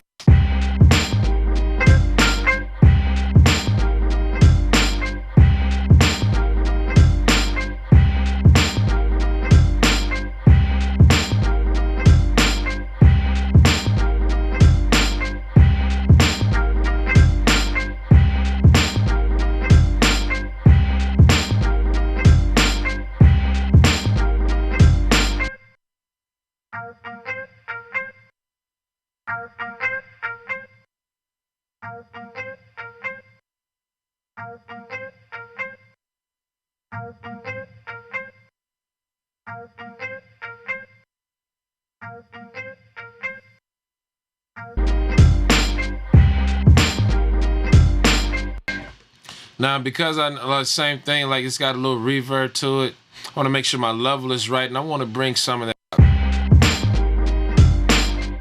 Level looks good, level's nice and healthy, FG 401, just keeping it fundamental here today, guys. 2.5, boom.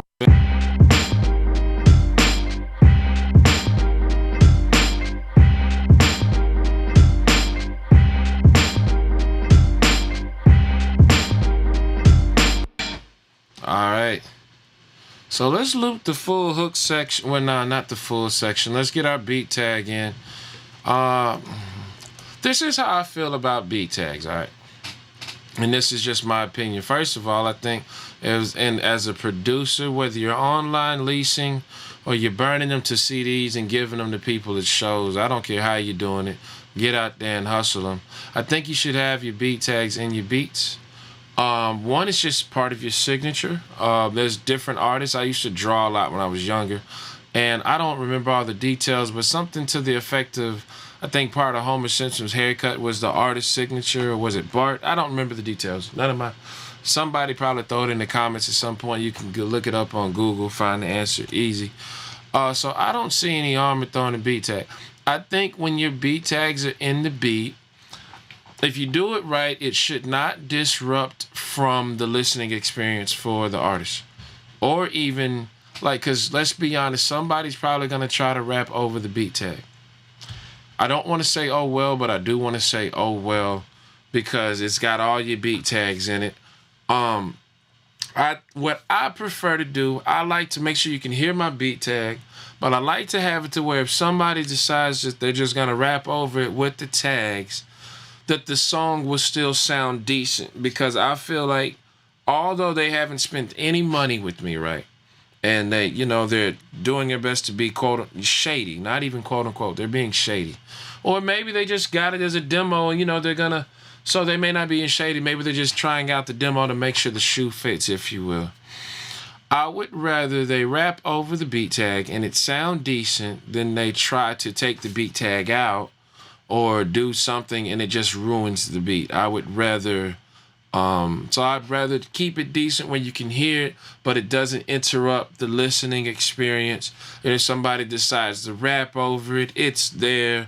But no, and it just is, because at the end of the day, hopefully, they make a song that's strong enough to where they start to believe in whatever they've created, and they come back and they spend money with me. So that's just my personal opinion.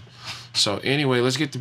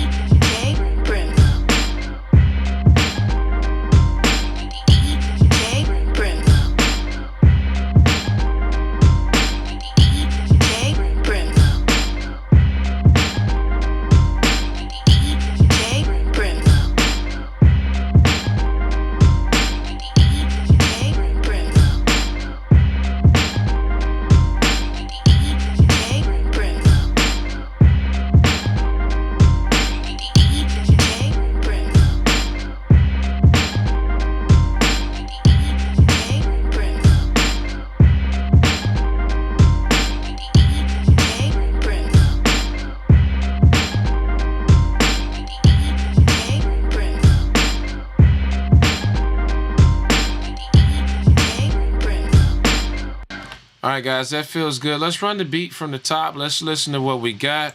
We'll stop if something jumps out, and we'll make some adjustments to the mix. We may have some automation we need to do. But other than that, guys, so far we're sitting, quote unquote, sitting pretty. Here we go. DJ brimLo.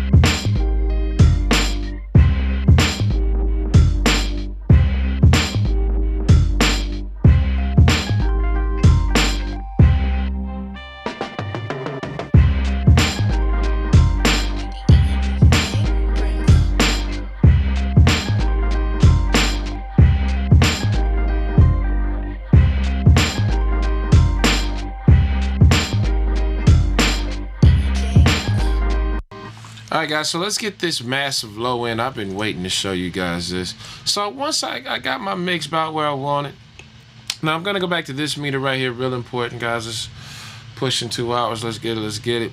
I'm going to loop the hook, right? It's the meat and potatoes. We don't even need 4 bars of it. We just need 2. Now, you can use any compressor you personally prefer. I like this guy. It is one from UAD. It's called Fatso. We're gonna basically, let me explain to you what we're doing. We're sending to a parallel, right?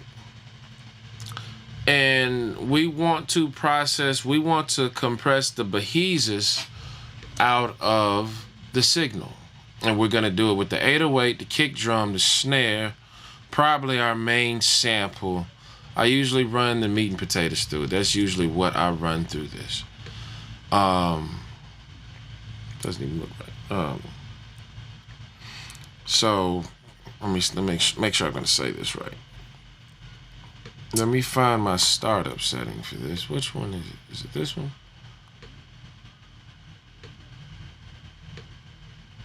Most likely that one. Cool. So what I'm gonna do is, using Pro Tools, I'm gonna send to this compressor, all right?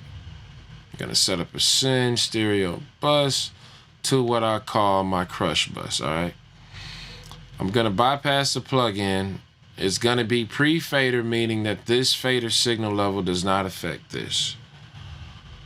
I'm usually going to kind of match this fader, but sometimes I might go in a little hotter, but for starters, we're gonna match the fader. Now I'm gonna mute it and solo it that way that we can listen to what's going on. Let me switch my speakers around first right quick. Let me go back to my 10.3s because we're working on the low end. All right, so sounds of normal's coming through around -3. Let me go -3 is fine because we talked about, yeah, -3 is fine. That's perfect. That's cool. So now let's run it through. Listen to what it's doing.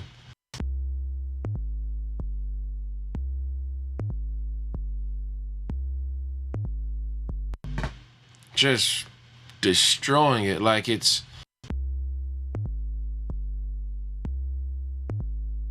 You're getting the, like you're just getting tone from it. Now, not as many peaks as what was over here. Now first I'm gonna play it by itself, then I'm gonna play it together. So this, I'm gonna mute it. My bad, here we go. And then I'm gonna unmute this and you're gonna hear them together. And I want you to watch this meter. So here, watch the meter with it by itself. Then when I unmute it, I want you to hear it. And I also want you to see the visual of this meter as well.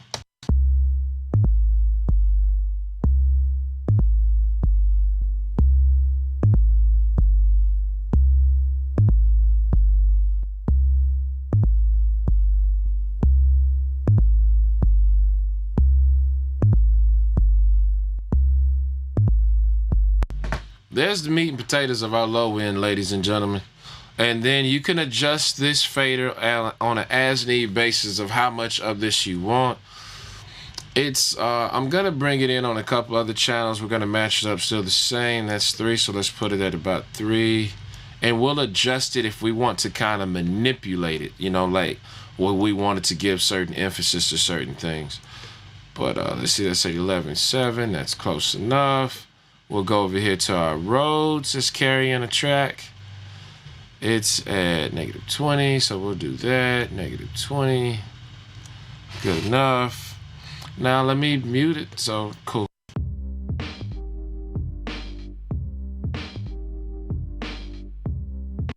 All right, so let me mute this bus, right? And we're gonna watch this meter where we are. Then we're gonna watch where it goes to, and we want to keep it under 0. Yeah, under 0. Yeah, that's fine.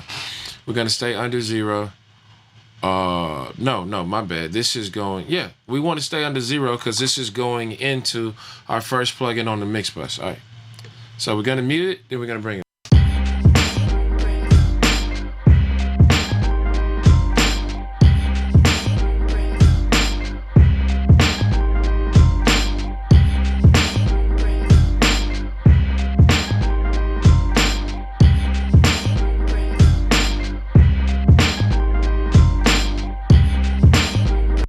So if you notice it, as far as this goes, we only came up a decibel, right? Like a decibel, that's not even a lot, but we've got our low end, it just becomes so much more beefy. It's beautiful. It's something to quote unquote behold, if you will. So guys, that there. Now we're gonna do the same thing one more time, but a different plugin.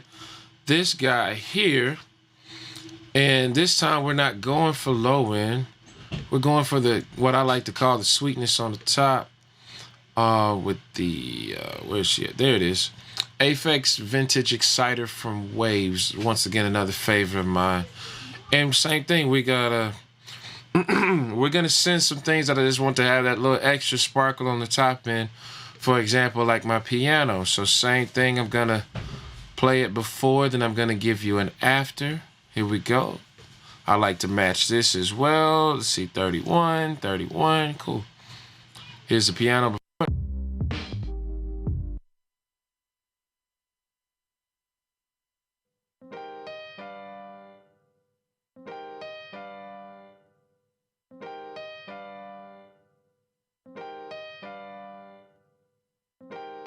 Now let me mute this piano. I just want you to hear just...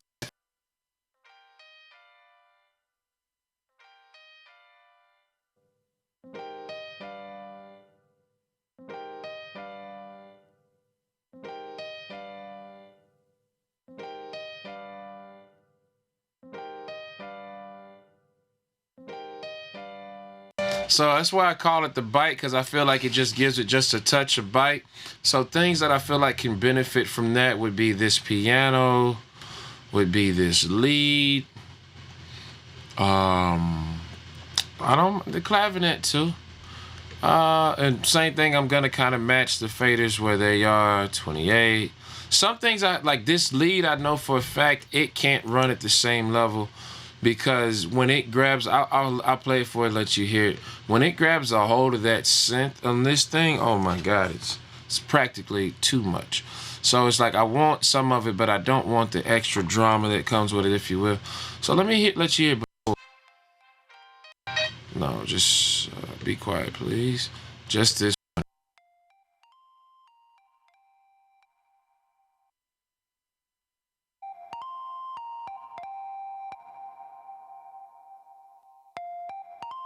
So it's already present. Now listen to it when I bring in this bite bus right here.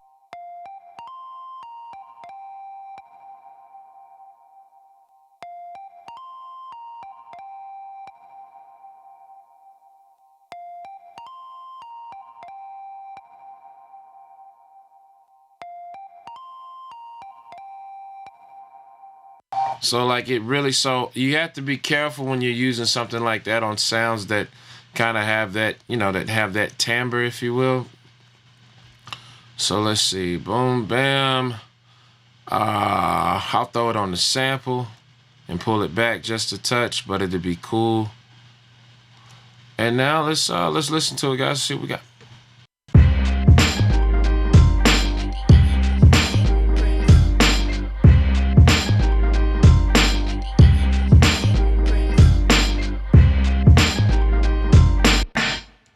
So let's listen to the song top to bottom, ladies and gentlemen. I'm going to pull up my 2-bus compressor. It should still be camping out fairly nice. Matter of fact, we'll pull up that guy, and we'll have this guy right here. Just so it looks, you know, left to right as it should. Here, a little bit over. Let's listen to the mix from the top, guys. That's pretty much everything.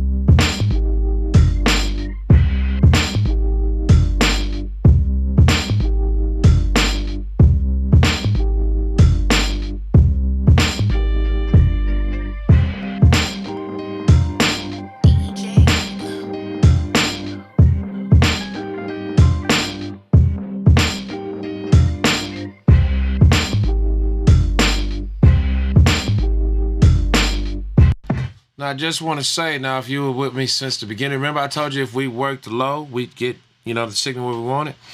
If you look this, get that out of the way. If you look at this meter, you following this guy right here, we're actually at around negative 1.2, so we still have actually a touch more that we can get to before we're even hitting zero. This thing is hitting hard. That snare smacking, that kick is hitting you in the chest. Excuse me. The kick is hitting you in the chest. And we did all this working, starting at our low end, working our way up. You can see, like, when you look where all these faders are, like, these guys are sitting low, but everybody's grooving. I just had to be petty right quick and go back to that for anybody who didn't think we'd get it.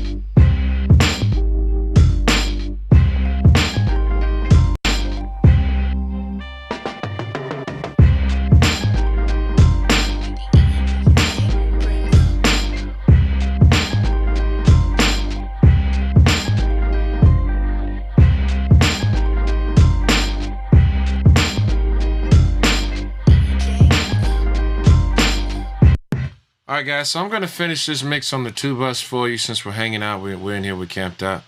I'm skipping this guy's Shadow Hills mastering compressor because I went with the Slate one, which is perfectly fine, just what I chose to do. So now the next plugin we hit is this Manly.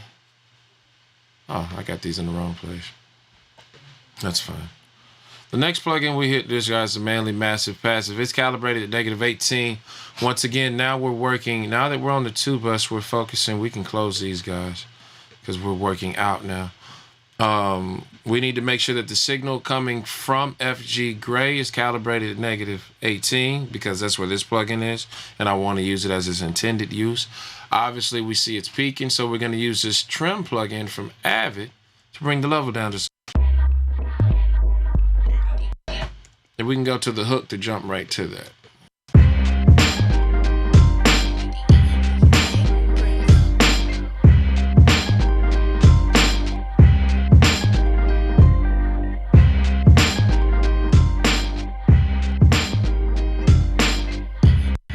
Now I'm going to go ahead and adjust this because now that I got it where I need it to be, I know these next two plugins, ATR 102 and Verimute, this one's calibrated at -12. This one, I have it set up at -12 for my personal liking. Here we go. Let's keep going, guys. We're rocking in there. What's this? Mark J Music. Thanks, man. Appreciate that. Hope you're enjoying it. We're on the 2-bus, man. I don't know if you've been with us the whole time, but this is, for some people, this is all they want to know, which there's nothing wrong with it. Everybody has their own workflow. So this, and also it's kind of fun because this is when you see all the hard work come together. So here we go. Now I'm going to do just a little bit of EQ work with this guy.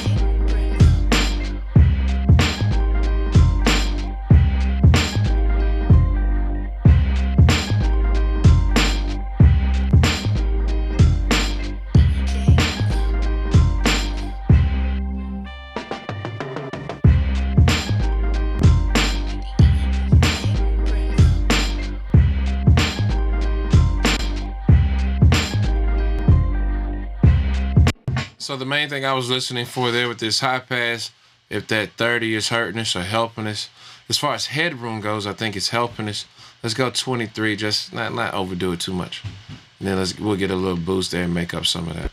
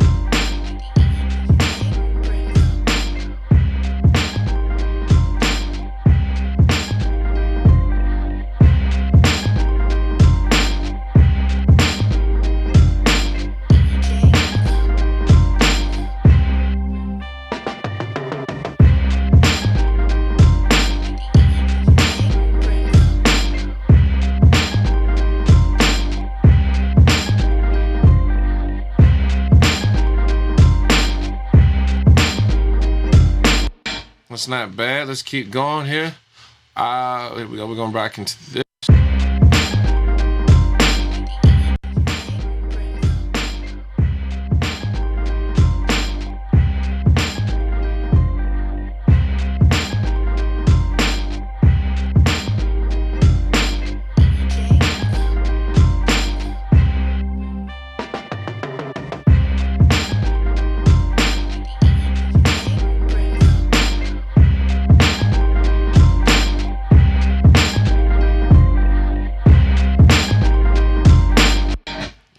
We knocking on it now, boys. We right there. We right there, boy. Here we go.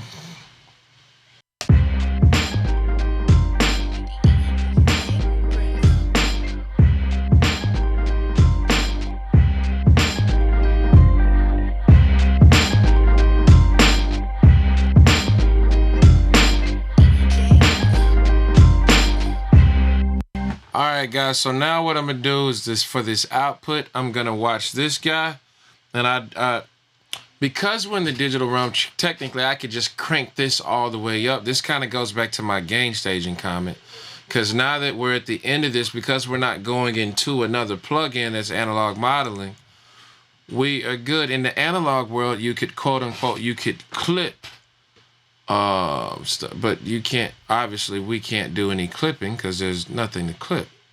So but technically I could run this as hot as I wanted to, and as long as I brought this fader down before it went out, because this output is post fader, that's where when people get to hollering about gain staging doesn't matter in the digital world. I could crank this up technically and run it as hot as it could, pull this fader down, so people say that's why the gain staging doesn't matter, because in the analog world you could not do that with this piece of gear. If you were to max this output out, the next thing it hit, even if you adjust the input of that piece of gear, it's already hitting the input transformer as hot as it can, as you have it being sent. So when people holler gain staging doesn't matter, that's what they're talking about, is that you can do that in the digital world. But it does still matter, because if we were going into another analog modeled plugin and you want it to be its intended emulated use, you would have to go into there with the proper signal. So I mean, it's 2018. We can definitely have a better conversation and better explain that it doesn't matter. It's just different. It applies differently. All right, here we go. So we're gonna, what I'm gonna do is I'm gonna ride this output, see how hot I can get it, and then I'm gonna leave.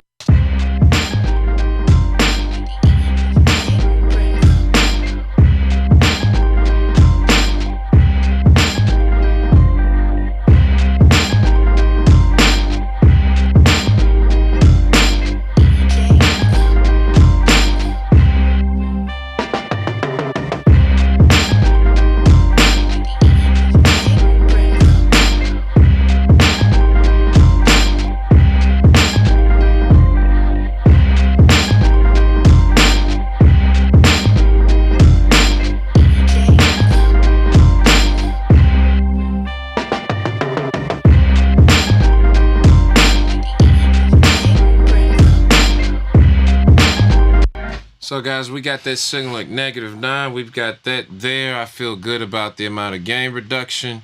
Let's run it from the top. Let's listen to our hard work today, guys. Thank you for hanging out. Hit the comments. And if you're watching the replay, definitely drop a comment for me and let me know what's good. Share it with your friends. I love to have dialogue, guys. I love to talk about this stuff all the time. I'm on Twitter actively. I'm on Facebook.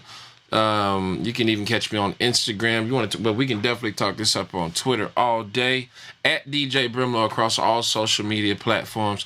Let's run it from the top. The name of this beat is All Money Ain't Good. I may even try to put a hook. I got a hook together in my head, so I may try to put it out there for sale with a hook. I don't know. We'll figure that out later. We might come back to this beat just to talk about like printing stems and you know how I set that up. But other than that, guys, we're done with this one.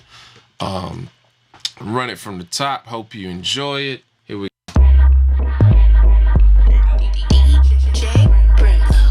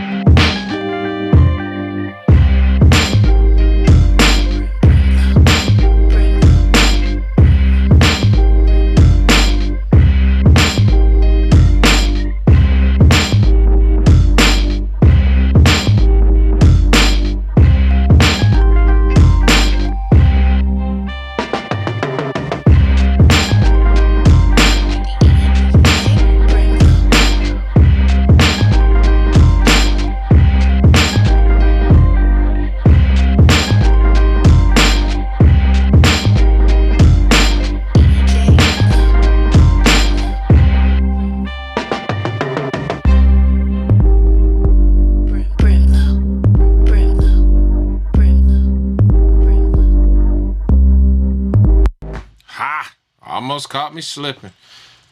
So there's a lot of compression that's going on, right? But this 808 gets by itself and it's not being compressed, so he thinks he can just show out. Because I've done this a few times before, I can tell you right now that if I drop this signal by about 3 decibels, he'll get his life together. And that's just only when the 808's by himself. Y'all like that? Get his life together? That's important, though. Let me see here. Where's my...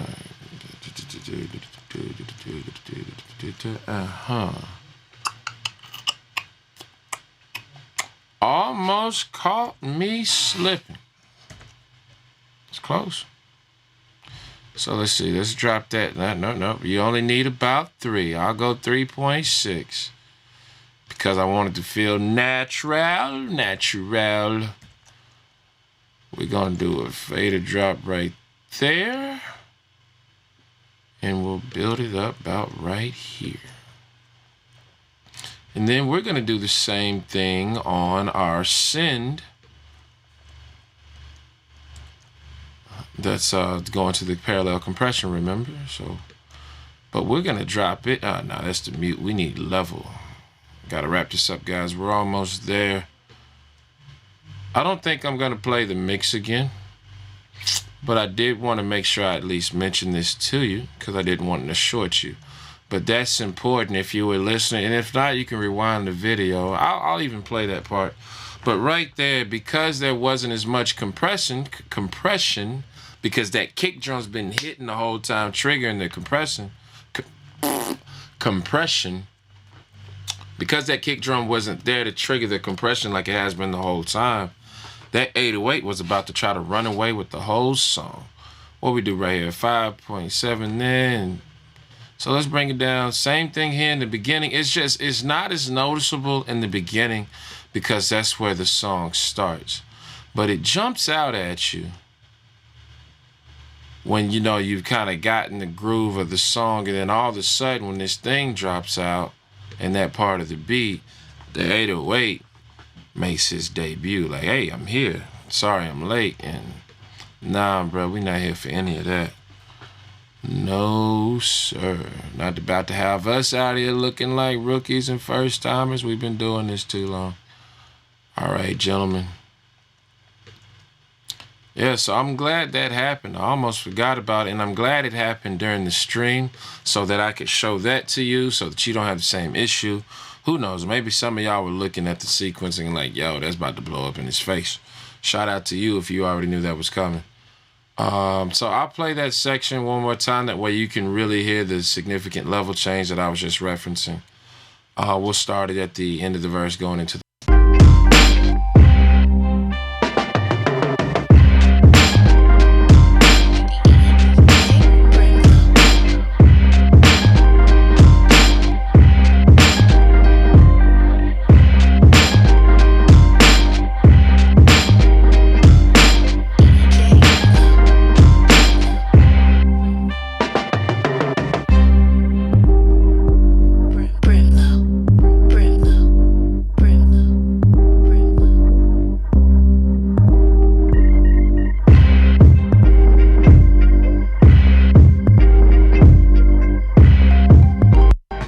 808 still a little dominant. We'll pull back that side chain channel some more.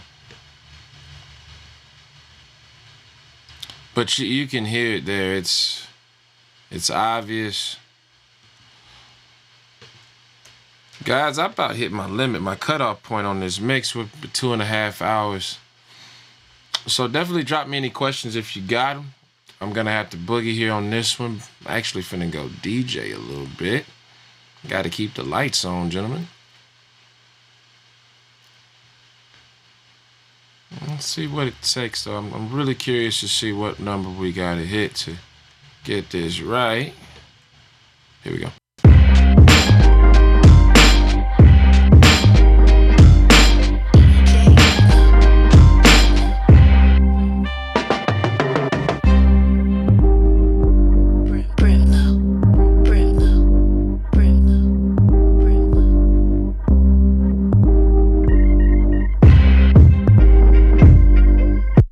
That's what I was looking for. Practically perfect, maybe 2 steps from it. I don't know. I'm gonna do the car tests and all that good jazz, and I'll make adjustments if I feel I need to. It's your boy DJ brimLo behind the faders in the mix. Mixing boom bap tutorial, mixcast. Love sharing it, guys. Thank you for hanging out. Hope you really enjoyed the beat. All money ain't good money. You know what I'm saying? All money ain't good. It's probably what I'm gonna call it. I don't know. We'll get there later. But thanks for hanging out. Thanks for the comments. If you're watching the replay, man, drop a comment, share it with friends. Let's get a dialogue going, guys. I really love talking about this stuff. This is what I do. I eat and sleep this for sure. But man, happy mixing to you. Hope all goes well, man. Drop me some comments. So let me know what you're doing. Share it, like it, subscribe. Join the notification gang. Let me know what you're using. Let me know how you're mixing. Maybe you're in Reaper. You know, maybe you're doing it all in Reason, which is super dope. That's how I started in Fruity Loops like everybody else. But let me know what's good, guys. Thank you for hanging out. Your boy DJ brimLo. Keep the brimLo. Shout out to the BeatStars team. BeatStars Cook Up. I'm out of here, you guys. Thank you for your time. 100. I'm out.